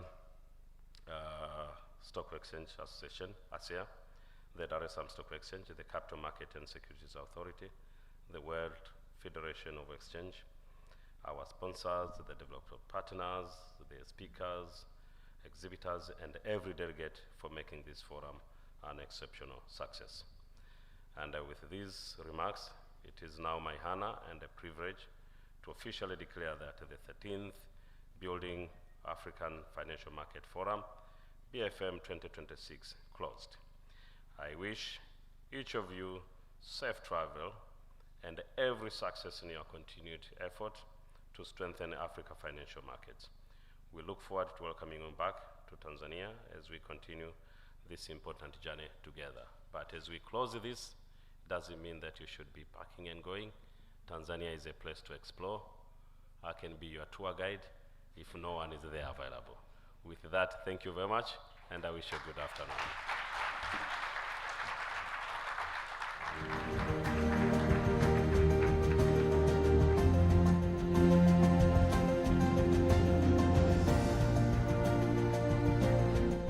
Before we sit down, I think we can do the standing ovation wherever we are right now with the enthusiasm which is very perfect from our heart and our minds as well.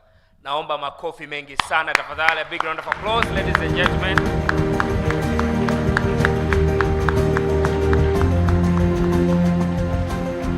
Asante sana. You may be seated. Honorable guest of honor, we appreciate your sentiments that you have shared with us, and most of the comments are relating to, or they relate to us, and probably, not probably, exactly with the discussion that has been happening as you were briefed.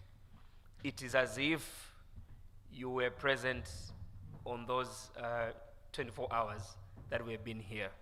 Naomba tumpige tena makofi mheshimiwa.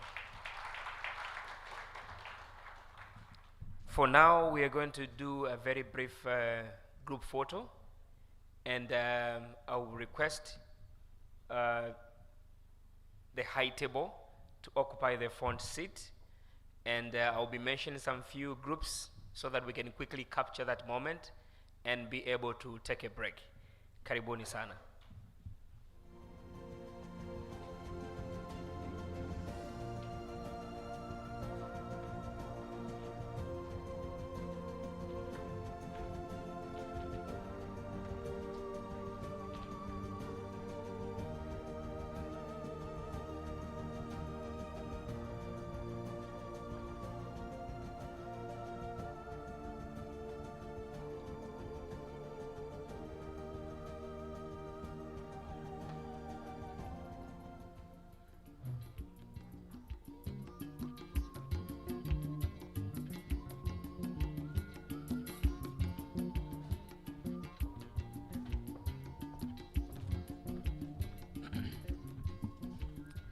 So quickly, our first group will be the board members of Dar es Salaam Stock Exchange and CSDR, if they are present. Please, board members, karibuni sana.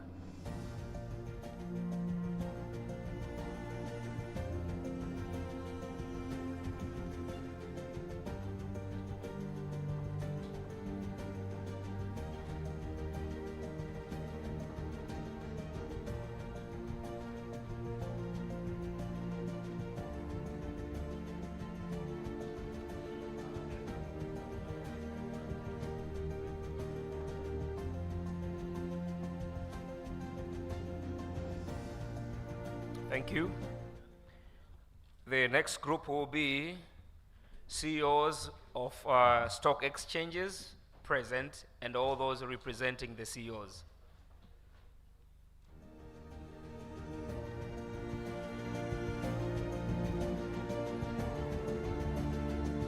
Together with the WFE.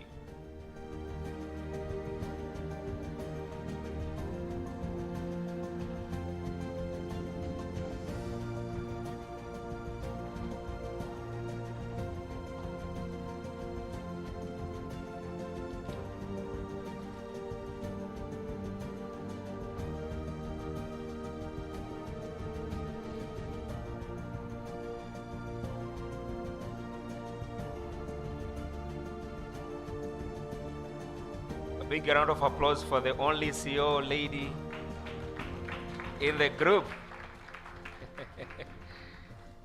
The next group is our beloved sponsors. Please, if we have platinum sponsors present, Kado and CRDB.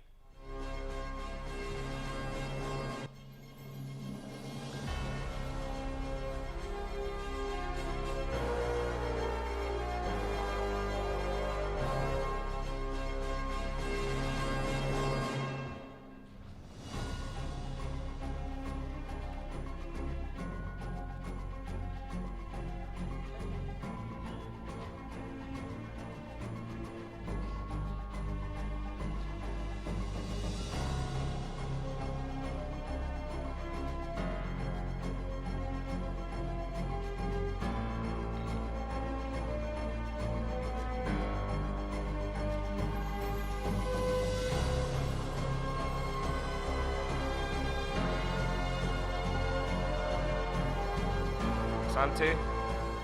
Gold sponsors, please, if we can have one representative from each company. Oh. Okay, now this is a big challenge. Okay, gold sponsors, come.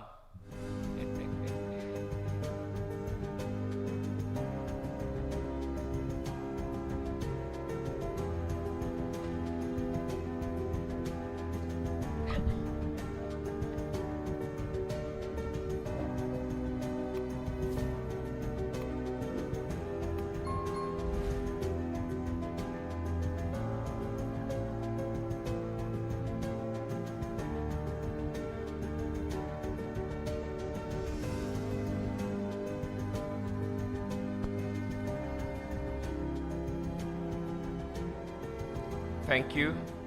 Silver sponsors, please.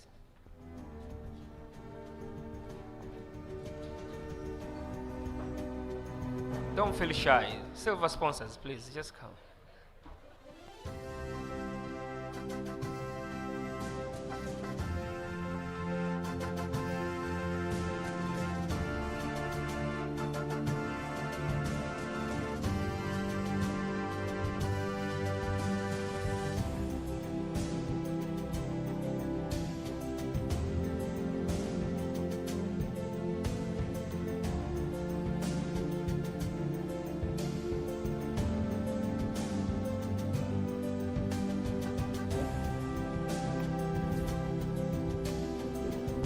Thank you.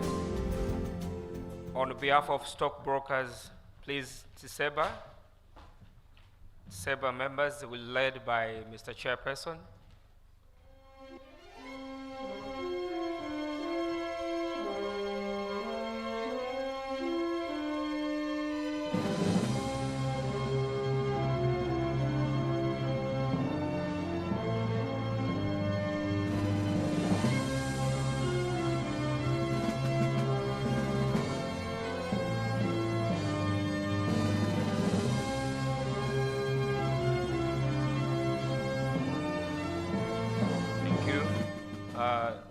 our CFEs, please.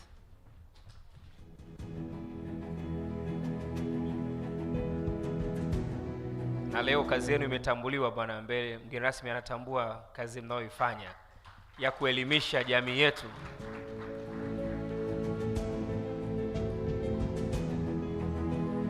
These are our certified financial educators. They are doing a great job to ensure that the masses understanding in a very layman's language. Na sijui kwa nini wakina dada ndio wamekuwa wengi.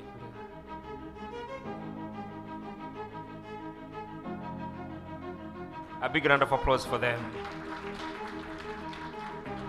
Honorable guest of honor, last but not least, our secretariat, please.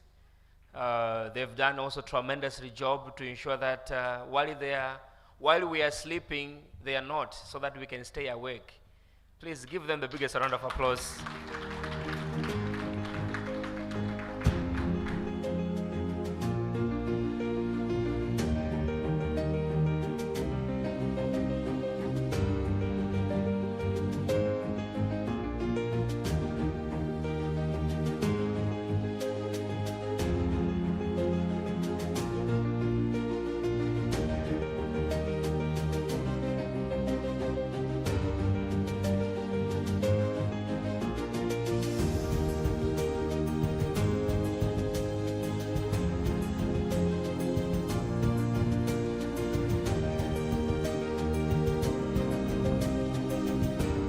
Bwana kamati, ongezeni tabasamu kidogo.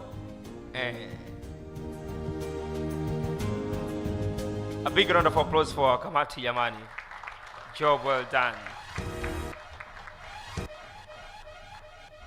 Can we now conclude by inviting DSE and CSDR staff members? I know you have quite a number. Wanakamati nyisa msiondoke kwa sababu you're also staff members. So please. We should start with the management maybe. Yeah, management of DSE and CSDR, followed by the staff members.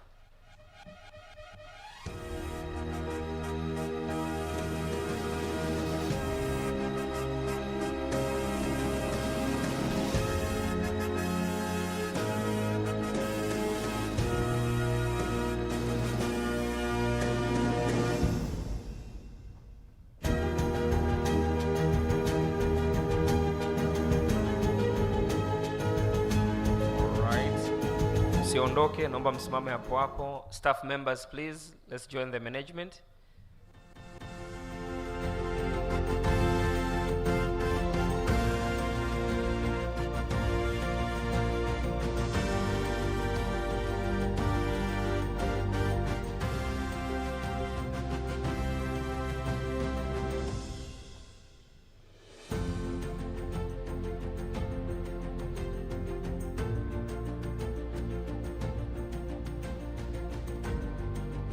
Asante, mwanzo mkashuka taratibu. Wapigeni makofi jamani, wenye miaka 30 yao. Ndio hawa. Yes.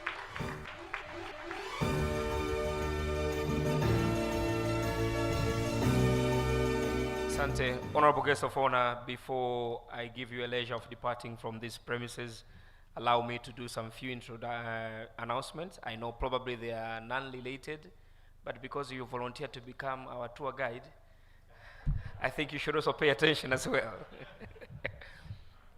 Ladies and gentlemen, I should remind you that for those who are departing on Saturday for excursion to Mikumi and various places, the reporting time for SGR is 7 a.m.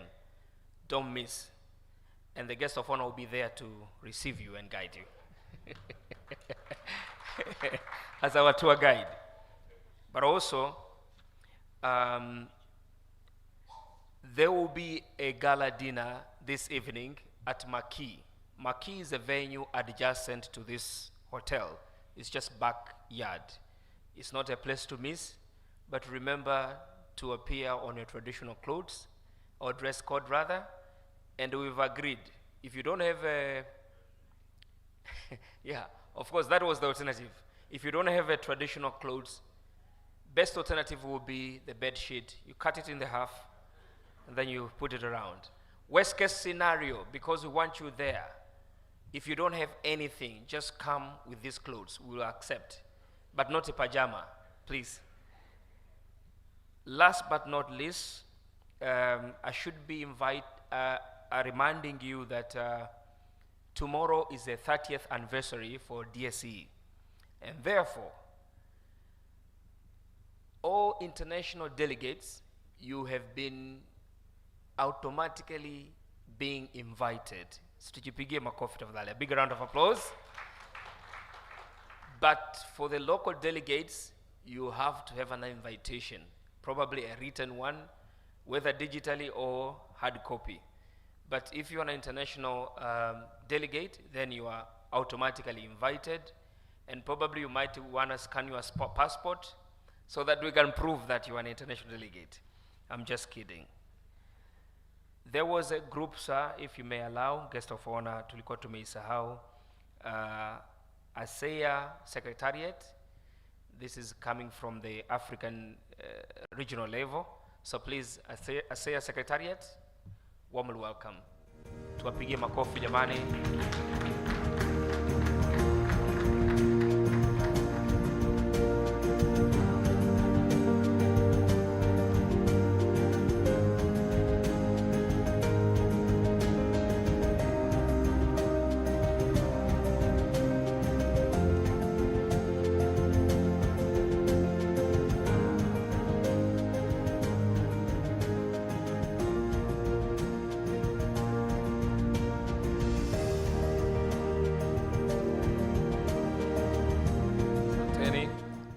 Tomorrow, come early. We are going to start early. Please, it's very important. Early in the morning, 7:30 sharp, you should be here because the minister has other responsibilities, and therefore it is highly recommended that we come early. Okay? Mheshimiwa mgeni rasmi, naomba sasa nikuruhusu Mheshimiwa Peter aweze kukusindikiza mwenyeji wetu katika kuelekea na majukumu mengine. Can you raise on our feet please and give the biggest round of applause?